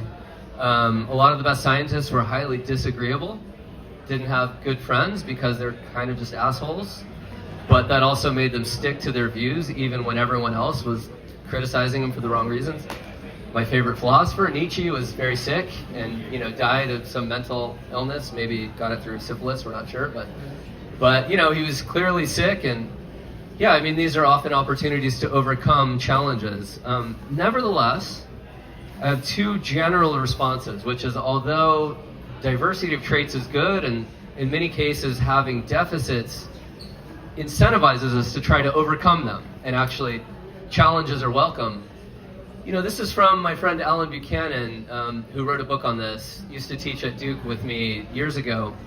He sort of says, look, what's going to happen in an enhanced world is we're going to sort of be at higher plateaus where we're going to have even more challenges, right? So like genetic enhancement, for example, you know, might extend lifespan or whatever, but it's not going to solve the problem of jealousy. It's not going to solve the problem of, we want to overcome goals, set goals. We're always going to be potentially sick or have all kinds of afflictions that there are going to be disappointed parents. Like, that's part of being a parent, is a lot of parents are disappointed. And so, you know, one thing is, I don't think any of that's going to go away. It's part of the human condition, and it might even be ramped up in some ways.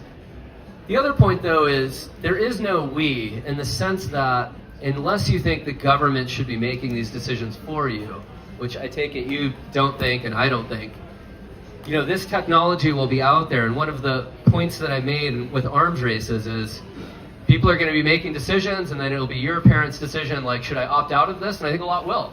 A lot of religious groups will just say, I'm not doing this. But a couple generations down, some will be like, shit, you know, like maybe we should, and others will still not do it. And I think we're just going to get more and more divergence as a result. And that is, unless you're willing to engage in massive coercion by governments, part of the human conditions. I think this is sort of Promethean. Like, we're a species, you know, we came from Homo habilis, you know, the tool maker. We're Homo sapiens, like the brainy creature. And like, what makes us distinctive is we use our brains to make tools, including cultural tools, scientific tools. And this is like the latest in a set of tools, and that doesn't mean it's going to be good. I think it probably will on net. I'm reasonably confident. But there will be some bad decisions that parents make and some bad outcomes collectively. And we have like lots of these myths in Western civilization. That's a metaphor for that, right? Flying too close to the sun. Prometheus. We've got all of these. And I leave it to you to decide on net, is this good? I think it probably will be, but great questions. Yeah. And yeah. Yeah, thank you so much for your time. Just like a bit of a more simple, maybe like slightly esoteric question. To what extent do you believe in the existence or the experience or the phenomenon of the soul? Well, good question, but I don't have a very good answer to that. Yeah, this will be unpopular, I guess, but I'm a bit of a reductionist about that. I'm only now becoming more open-minded to it, though, in the last 5 or 10 years. I was like a rabid atheist as a teenager, right? So kind of the obnoxious new atheist type. You know, yeah, like Dawkins. I mean, I read him as a teenager, Dawkins and Nietzsche and whatever. It's just obviously stupid and ridiculous. All religion is, just manipulation. Actually, simulation arguments and things like that have made me more open-minded. And the sheer insanity of physics, if you really understand it, you know, why we can't answer questions like why is there something rather than nothing, you know. So I'm open to souls. I just don't have deep thoughts about it. So yeah, thank you. Okay. All right, go ahead. Rapid fire. Your turn. Go ahead. 1, 2, 3. Go ahead. Okay, 3 more. Yeah, cool. Thank you. Hey, Dawson. So my question is, have you thought about like the epigenetic concerns with IVF? So for example, like there's certain studies that say that babies born through IVF are at higher risk of certain rare cancers, and that's just one thing that's quantifiable. So I guess my question is A, is there even any truth to this? And then B, have you thought about like the implication of this, like as a tech used at like the scale of an entire population? Great question. Risks of IVF. So I, first of all, always have to say, like, I'm not an expert on this, so do not trust me. Like, anyone who says like they're an expert outside of their domain of expertise is like someone who shouldn't be listened to. I've looked at the studies. People in my company have looked at the studies. There's one giant problem with basically all of them, almost all of them. Selection effects. Who is the population of people who traditionally have used IVF? Older and have various medical problems. And so, as they say, well, I can't use that phrase, it's too obnoxious, but, you know, whatever goes into a process comes out of a process. Let's put it that way. Yeah. So, I mean, this is a problem, though, right? So, like, obviously, if male and female age, you know, is partly a proxy for, like, mutation load, you know, if you're getting more mutations as you age, and, you know, you're going to pass those on to your kids, or if there's some other problem, you're passing on the bad news. So this is a problem for all studies on IVF. For the first time in history, people are doing IVF electively and freezing eggs when they're young and so on. So we'll know later. I strongly, strongly doubt that there are serious issues. There may be a couple of small risks with IVF. But anyone who tells you there are these risks, you can't rely on those studies for the reason I mentioned. And what you should always ask for is what's the causal mechanism? Like, what would actually cause this? Maybe you'll come up with one. I'm open to it. I don't think there is one right now. It's kind of like with surrogacy. Is there evidence that like going through surrogacy is going to be worse for your kid than? I don't claim to know the answer to that. I don't think so though, unless the surrogate is like drinking alcohol or whatever else. So that's my humble answer. Hi, a few related questions. So in some way we have stopped evolution or stopped natural selection because of the level of healthcare we're providing. So what does that mean to to the future generations? Are we on average getting like weaker and dumber? And related to another point you mentioned that the age of having kids is getting older and older, and you're saying even after 20 we're start to degrade, right? So that means dumber kids. Right, so what's the implication of that? And at the same time, AI obviously is advancing at a great rate, right? So are we just going to, humans are becoming dumber and we're going to rely more and more on AI? Yes, I don't know. Yeah, everyone's seen the movie Idiocracy. Is there some truth to that? Probably, if demographic patterns. Idiocracy? That's the obvious thing. Yeah. Look, I don't know, but these things aren't set in stone. So there are reproductive patterns. We know what they look like. You can look at the studies. But that doesn't mean in 1,000 years or in 100 years they'll stay that way. I take it we're going to get much more genetic divergence. And as Tyler Cowen likes to say, you're either going to be working with AI in the future or subjugated by people who use it, or itself, if it's AGI, who are going to use you. So that's also another argument for paying attention to general intelligence. I think it's there are real risks to not doing that in a world that increasingly rewards cognitive ability and that increasingly manipulates those with low cognitive ability. So it's not inevitable, but yeah, it's a concern over long trajectories. Okay, I guess there's one more, and then we can talk later, you guys. Yeah.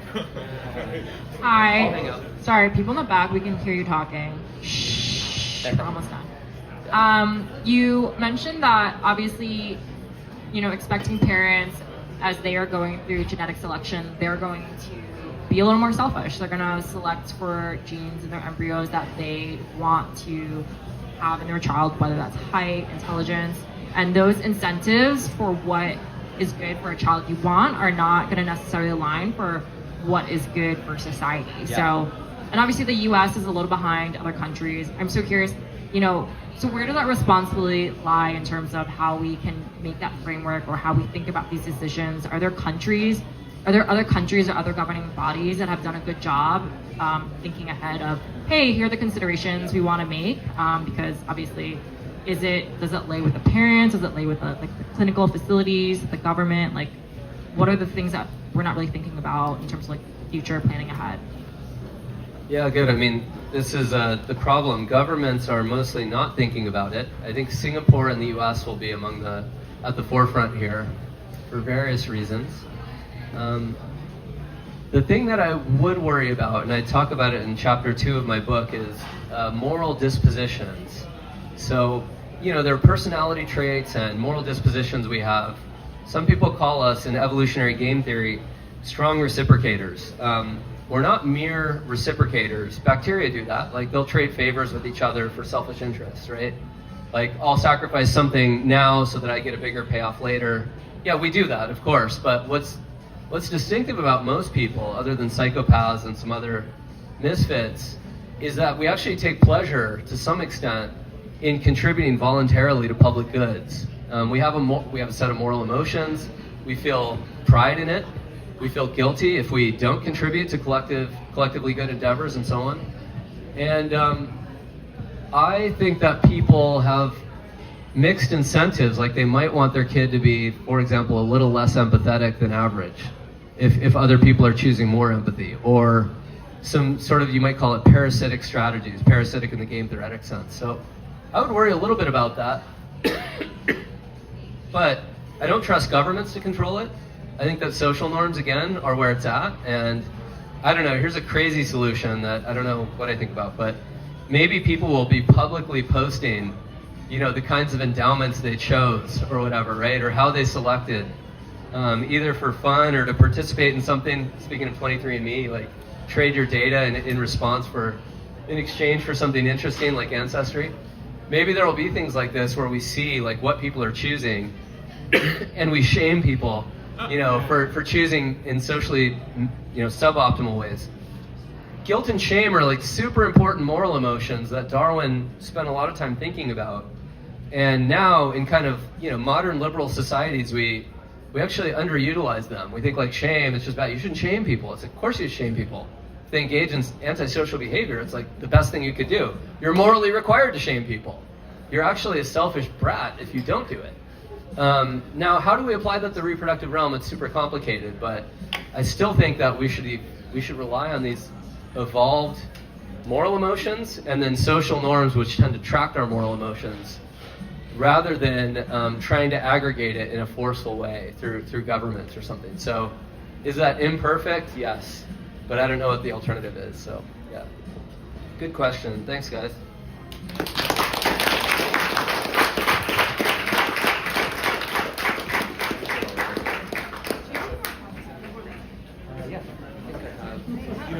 You had one last question. Oh, yeah, let's talk. I'm good. Yeah, you're fine. Yeah, of course. Let's talk. Yeah, so I was just curious, yeah, actually, I was about to ask. I went to the bathroom. Was it the moment to water spill? That was the only thing I cared about was knowing about the 23. What did he say? Oh, okay. Well, trove of data. Let's see. All right. Touch the rock, dude. Yeah, I mean, good job. Another great submission. Good job.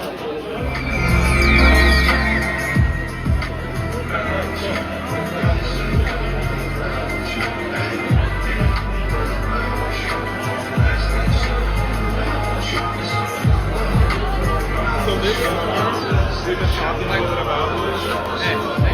Thank you. Yeah. From Twitter, yeah. Twitter. I didn't get back to you, but I feel like we should. I don't remember. Yeah. Which project are you with? Or? Just like instant defense. Okay, cool. I'm from crypto. Okay, and I've created a lot of Awesome. Well, yeah. Thanks for joining. Great. Yeah, we have a lot to see.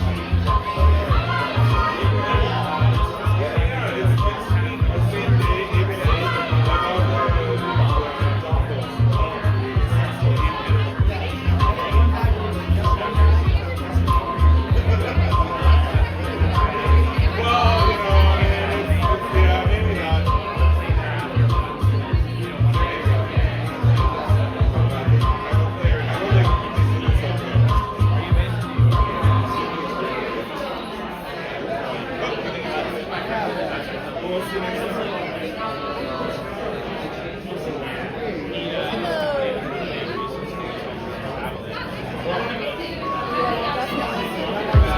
I said, yeah, definitely.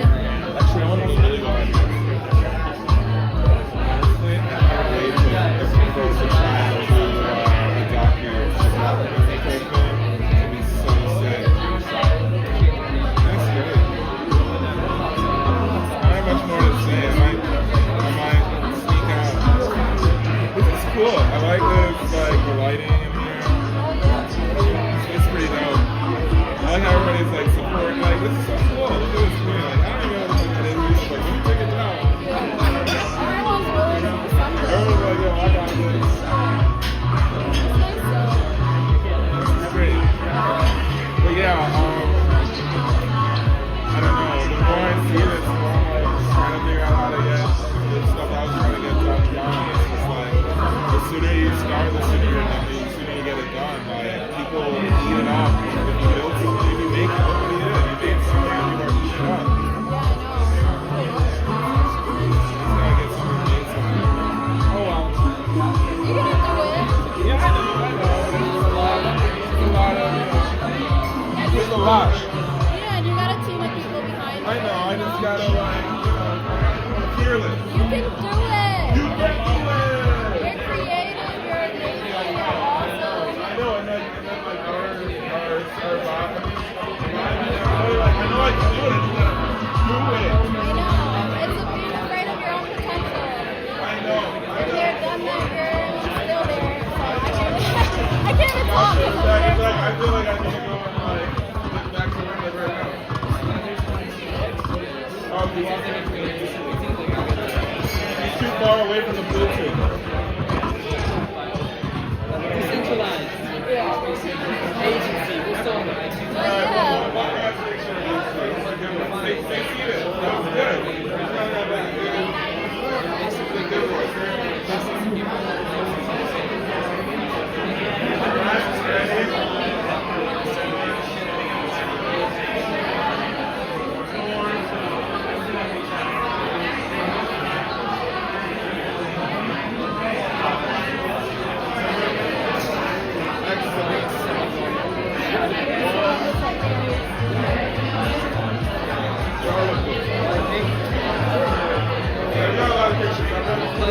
Drive quickly. We got this, Victor. I'll be back. I got it. That was awesome. That was awesome. Yeah, let's do it more next time or whatever. I know a lot of private things. I feel like it's just kind of we're the old people now. You know, it's like I've been fucking out of college.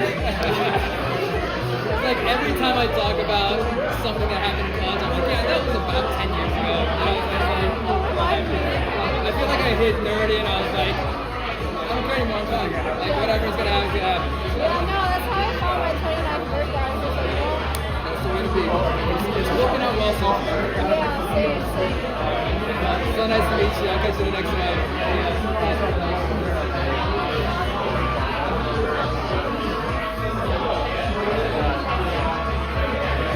They said all the time.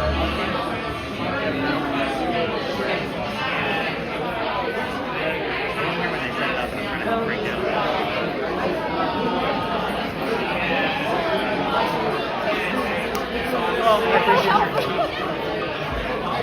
I'm Xavier, by the way. Huh? Xavier. Oh, Deja? Yeah. You volunteer with DeSciNYC? Oh, cool. So are you making a reel for this event? Did you put it in the bag? The thing? Yeah.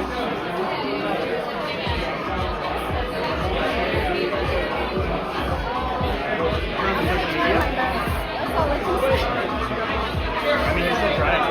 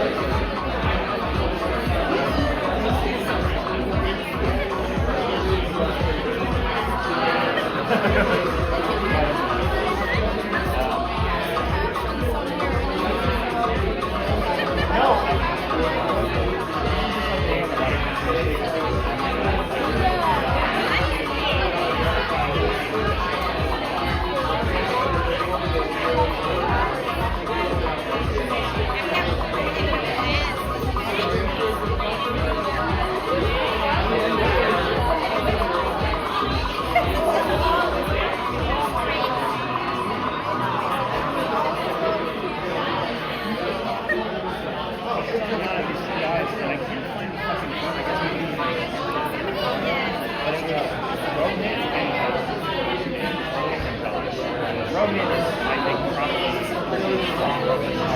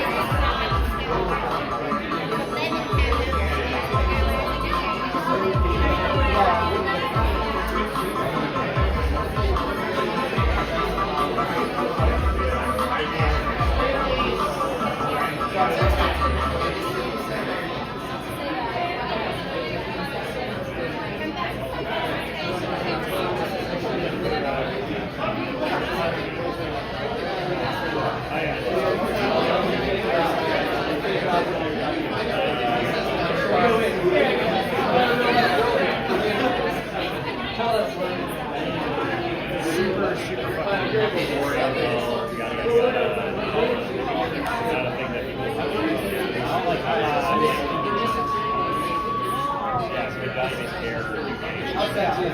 like a whole, yeah, thing. I don't think I would describe it as fun or sexy or exciting. I do, and like I think a lot of people don't want to work on this stuff because it's like super dull and boring. But like sometimes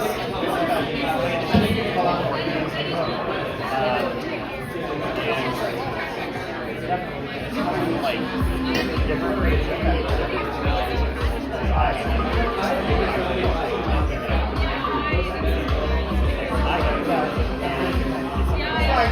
Washington University,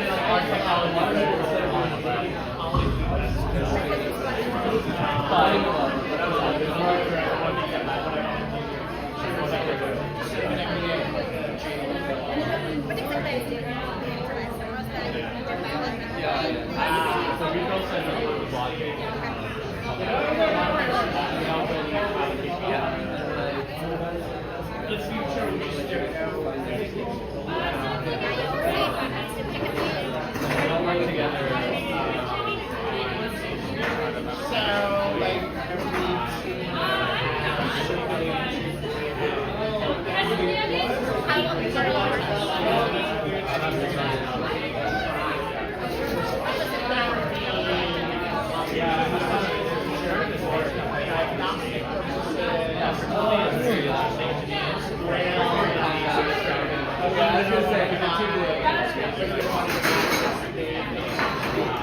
give a blood test.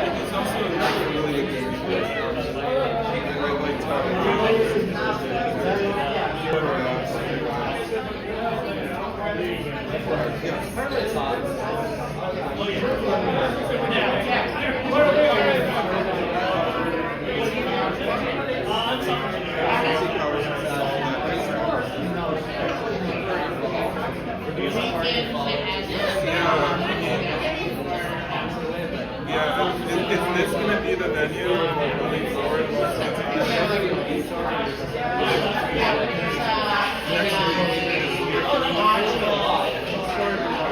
But May might be here. So like once a month here.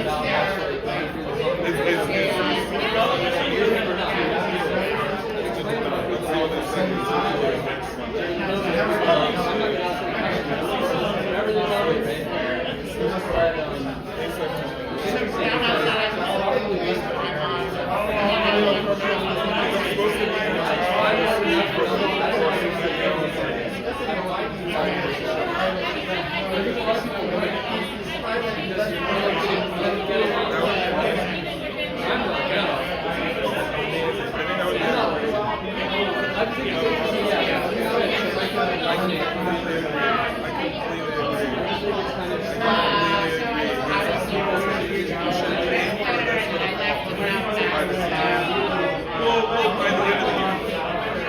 because the gala won't happen in the spring. Summer's not the best time. Fall. What's that? Oh, your birthday. Exactly. Your birthday? 4th. Yeah. Well, that's what I'm saying. Like, fall would be perfect.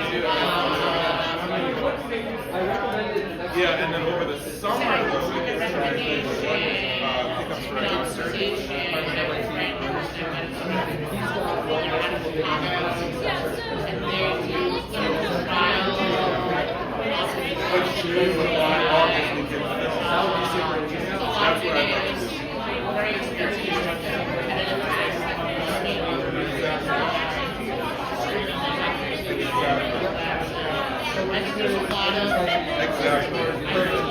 We got a plan.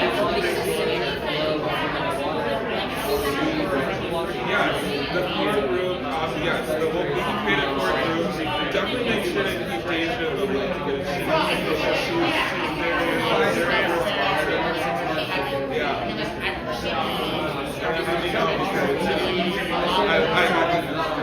of course, but I want to show you something too. The other day, I was reading, I was thinking, oh, really good. I do big pieces, and I do some really big things. Yeah, I love T-Pop. So you kidding me? I love, yeah, I know but I like the thing is, I'm a scientist and an artist. So I'm a scientist, I don't talk about but I can tell you because you are so this is in business, it's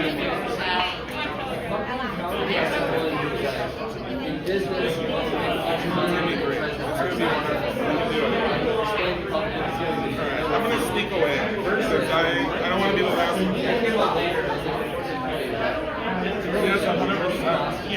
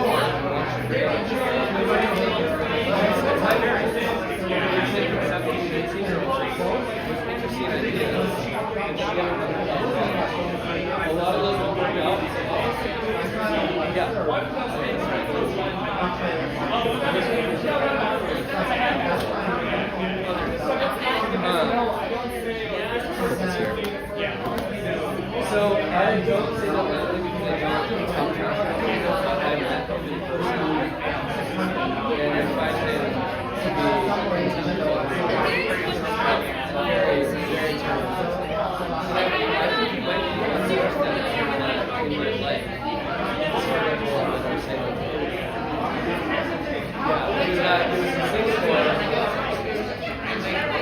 comes across as super nice, loves me, and I'm like really nice to him, really nice. He's somebody who enjoys stuff I like, just interested in his reaction to me is I introduced him to the graphology thing. I was like, everyone loved me yeah, she just came up to me and said things and just really trying to like pass it out on my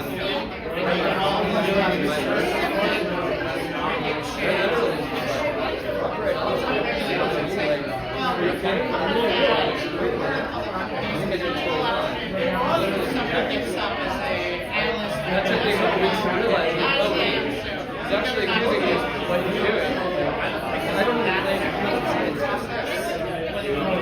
I'm not developing or something. I'm not making a claim. And yet, I'm just feeling like vastly confident in who he is. He's like actively making things about this stuff. He's intelligent theorist. We talk experts. We start people anyone from the community is for good reasons we're wrong here. But then when you go to this scores, we've tested people in algebra scores. He hasn't validated that.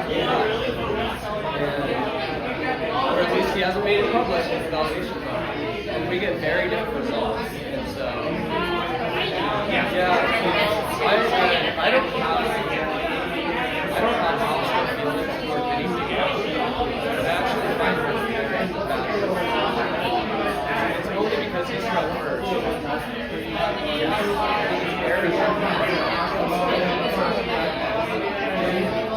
I was in academia for 15 years. A lot of people. I know a little bit about a lot of things. I don't know a lot about many things. But I have a good touch of character. Whatever. And also, like, a bunch of my students are here from earlier.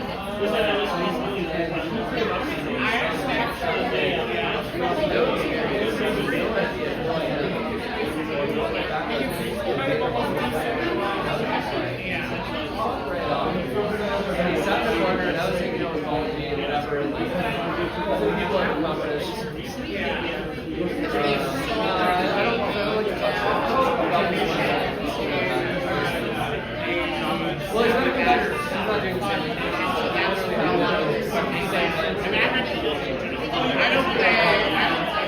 doing the same thing.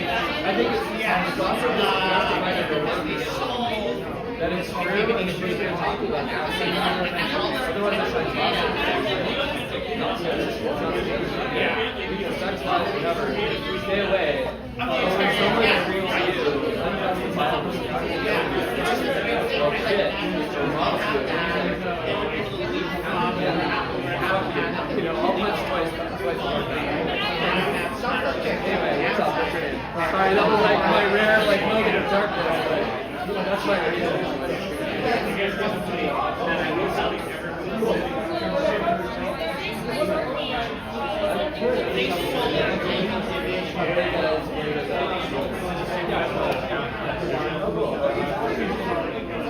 Oh yeah, of course. Oh yeah. Whereas Nora, actually, they're actually recommended.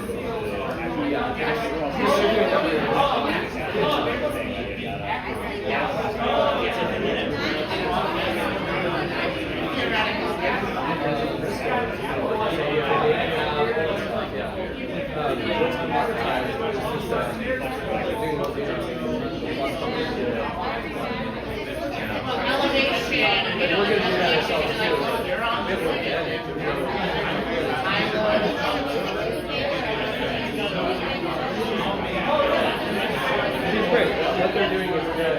It's not.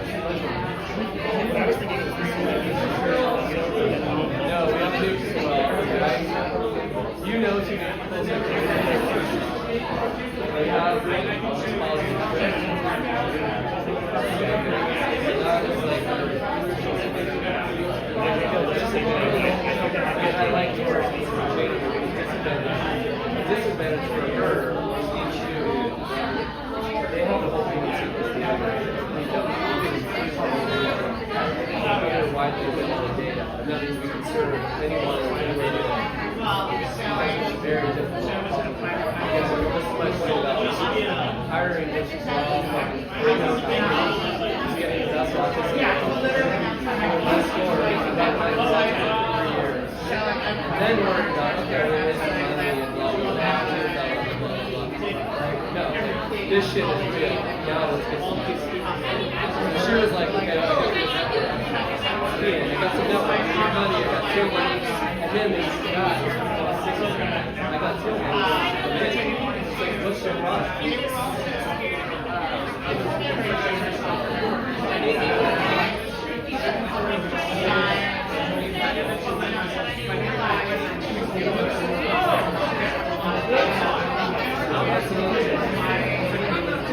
There's going to be a lot of people put you in.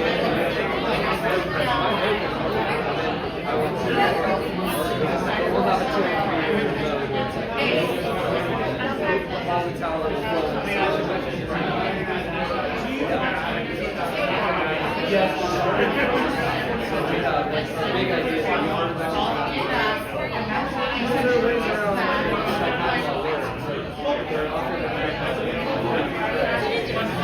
Just like with that, they're more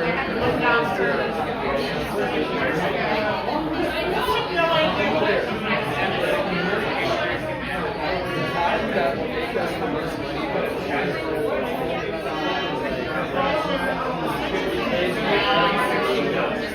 but we will have to but then there's maybe not.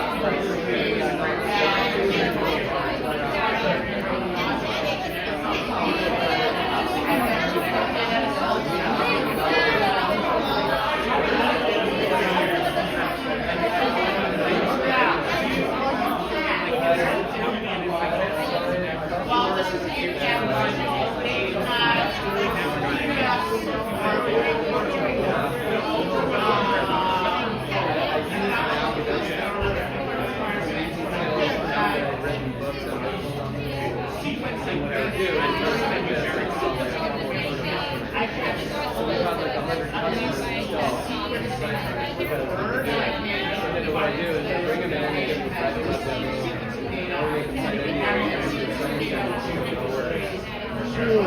are like, fuck yeah.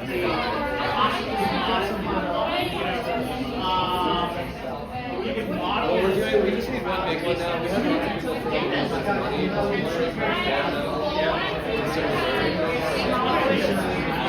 yeah, that would be cool. I mean, in April, it's even better.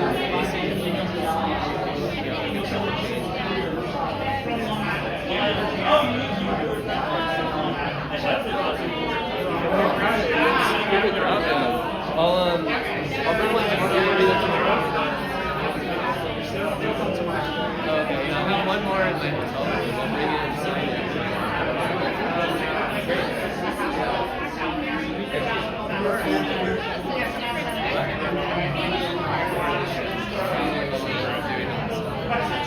I can't wait for this one. I mean, this is fun.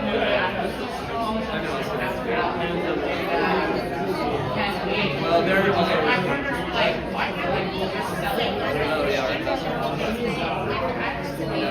It's like 2 ways to like whatever the interactive connect.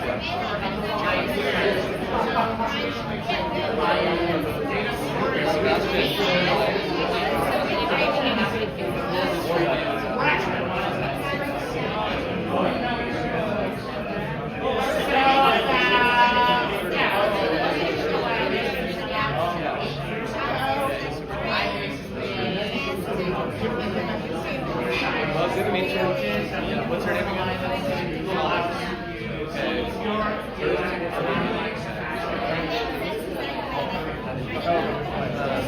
Yeah, keep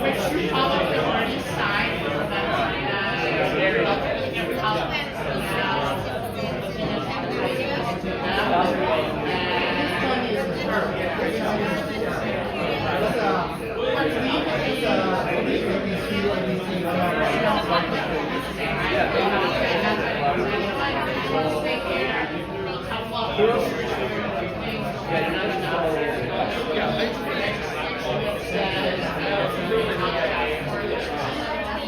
you're not doing anything genetically. It's just like fertility.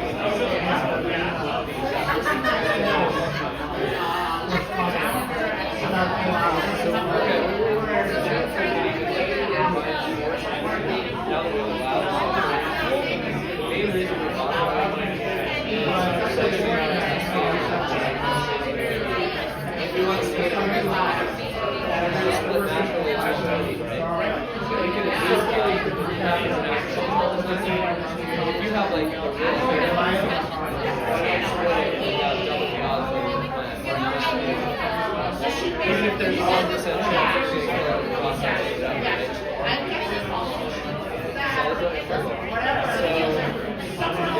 so I would like to look at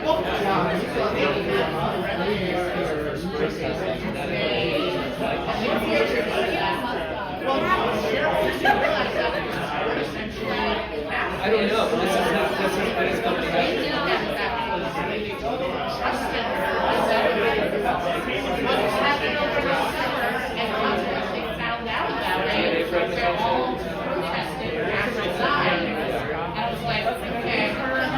This is what their company does, and this is why they're talking about it. And I was like, I don't know.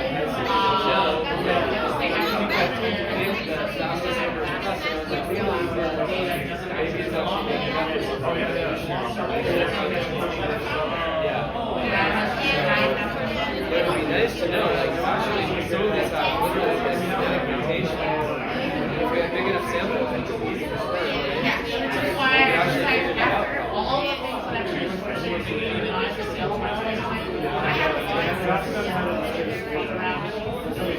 Okay, there's two things to test. One is, is there any correlation between something like fertility and genetic health or process? The second one is, we're already talking about clinic and genetically testing when you sequence a specific cell, you might want to know something about, like, generally, sperm,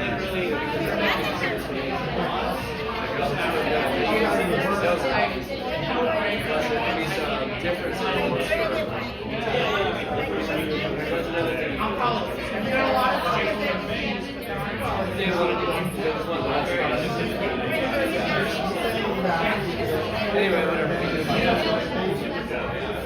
We have our sequence of it's even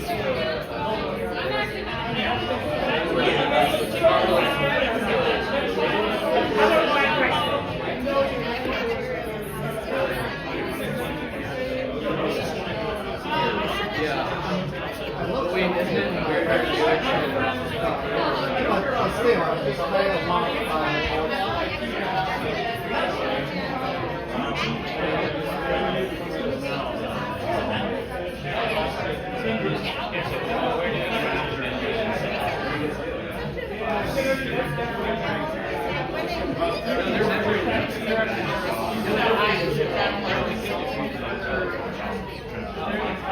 I see.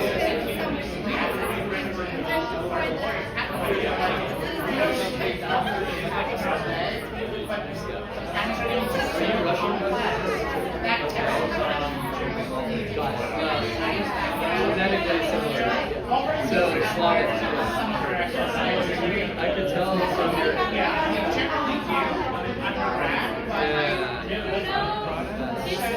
you have the cheekbone structure. To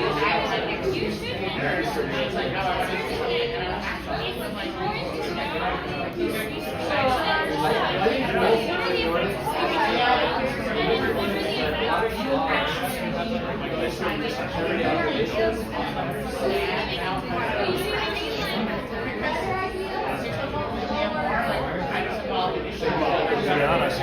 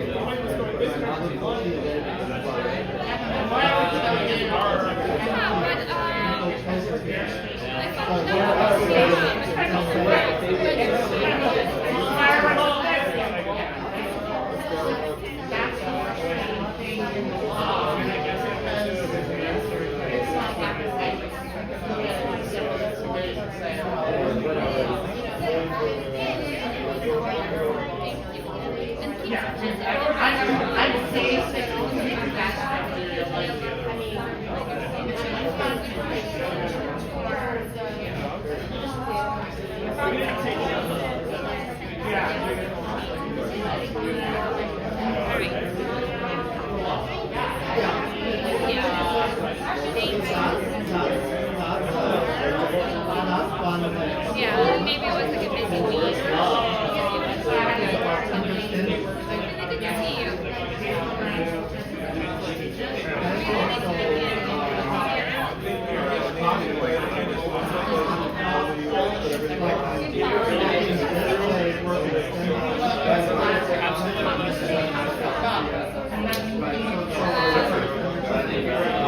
I was gonna say that's probably the only time.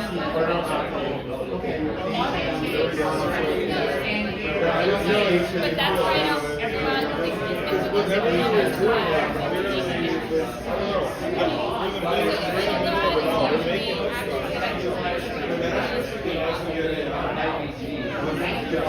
This would fit in.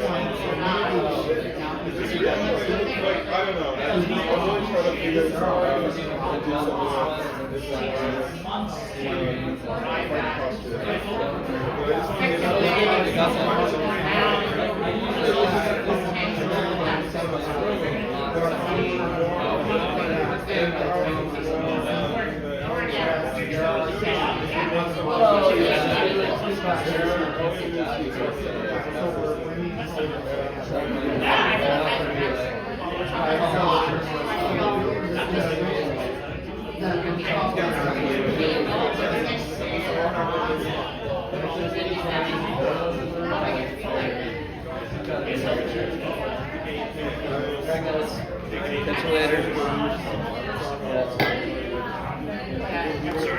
Like Series 8. Yeah, we are actually. Yeah, I don't know if you're. Is there like Well, okay, so like we're looking for about 12 mil, something like 100 mil cap. It could be like. We are taking people. We've taken like 3 or 4, like 100 or 200K. That's probably a little bit. Yeah, I mean it was like 250. We were just now we're just ready to go one day. But I don't even know if we're doing the minimum anymore. Like we've randomly taken like 15% discount.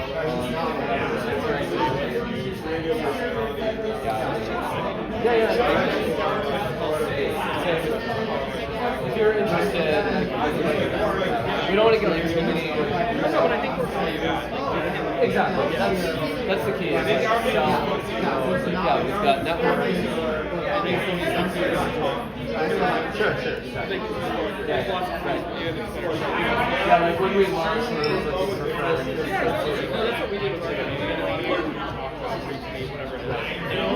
do you have my phone number? Do you want to exchange Yeah, If you're you never receive anything. Man, I wanted to talk to one of my old students who's sitting right here. It's fun to see people like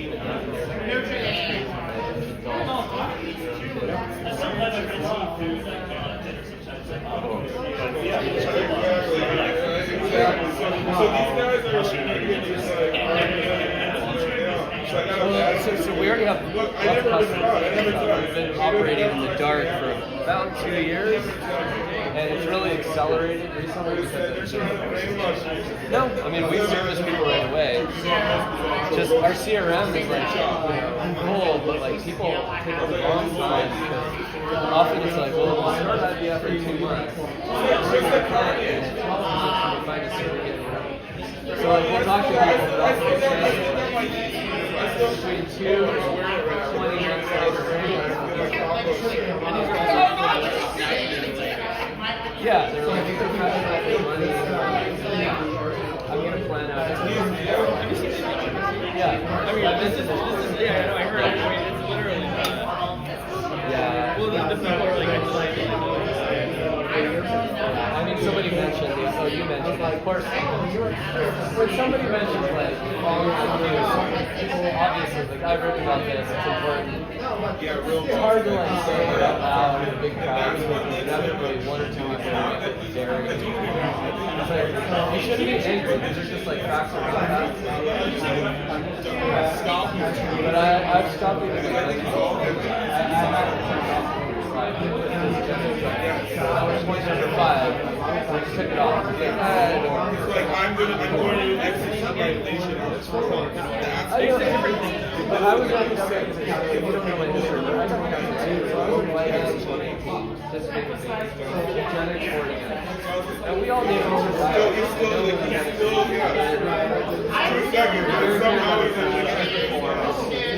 And I was like, he's like, fuck y'all, I'm gonna sell $20 shit.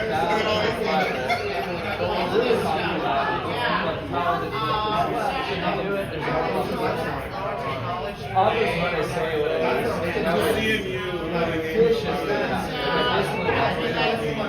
I walked away before I got married. Yeah, it was like 20 some insane website. I was like, all happened Jewish. The biggest piece of shit. And now, like, when people look me up and think I'm some kind of wild controversial person, until they actually read or listen to it. Whatever it is, like you're always going to hate you, and they're going to hate you no matter what, right? And so you just talk to the people that you We have a lot of those.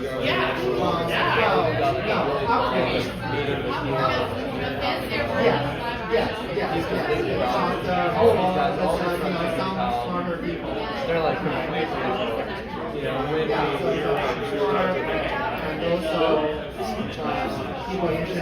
no, I actually don't know him. Is he one of the co-founders? Yeah, I don't know. I haven't talked to Peter Thiel either. Talk to anyone, let me know. Yeah, we have to go through that. Because IQ is one of them, that's why we're so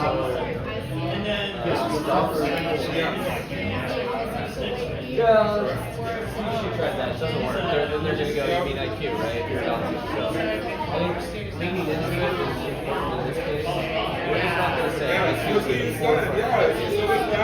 Being one treated by many, but we're not going to lie. What we're doing is, luckily, everyone knows what that means. Like, because it's we display it as like a distribution of scores. We're not gonna do that, but we do have like a cognitive disability pretty that's separate. And like we will lean into that. Nobody wants severe cognitive. Nobody wants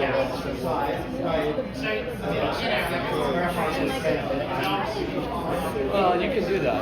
And actually, there's a small correlation between really high IQ and Some people might be getting it, whether they want it or not.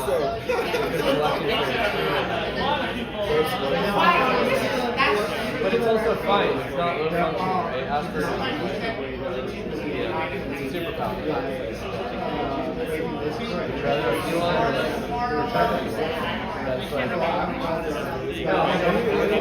but normal people are going to be selected, right? Normal people want like strength. There's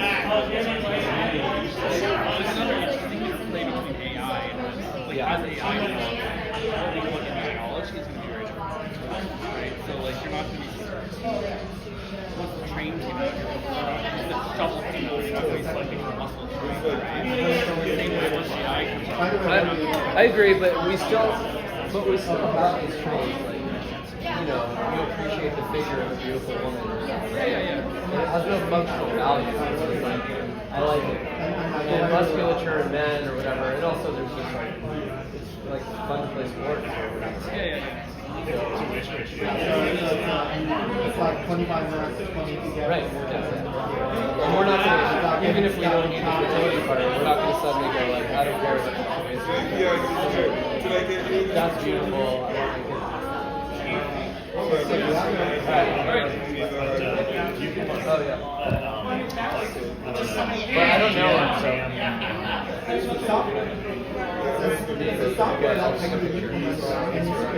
Is he in the No. Well, He's very well funded.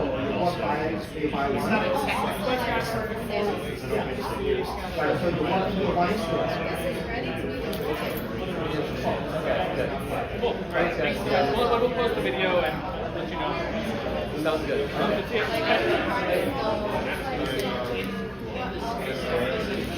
First of all, we do we need to secure a good pilot customer.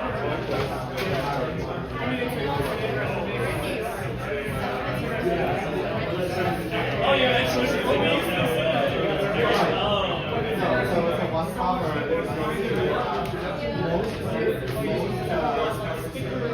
Wine shop very important about their ability to sell wine.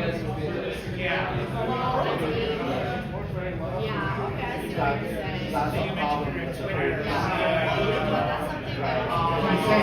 he thinks he can sell, wine to young ladies. Whereas,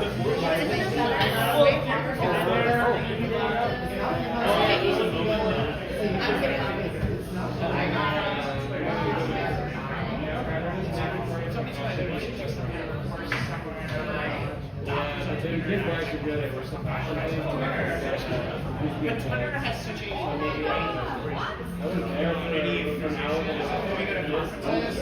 that's how we discuss conference data. Because initially it was take a photo, post a slide, and now everything is virtual, but we can still comment on text, whatever about what's going on in real time, and it's better than actually being at the conference. For whatever reason, with doctors, we don't get up and criticize something on stage, but they will rip each other's shreds on X. It's like we know, right? But it's like we know who you are on X. It's not like it's right. But why do you not get up on stage? Ask them, that was just so interesting. But you're still on X.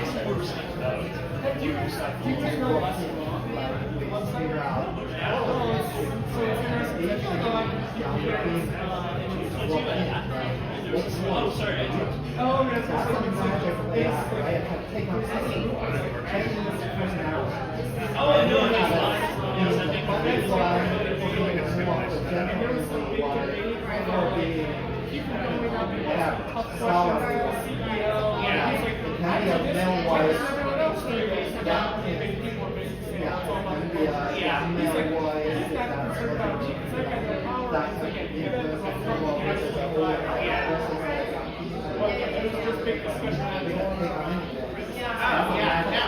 When I initially got onto Twitter, I used a handle, and people were like, why? And I'm like, well, because I'm pharmaceutical companies that I work for, because I don't use my name, they don't know who I am.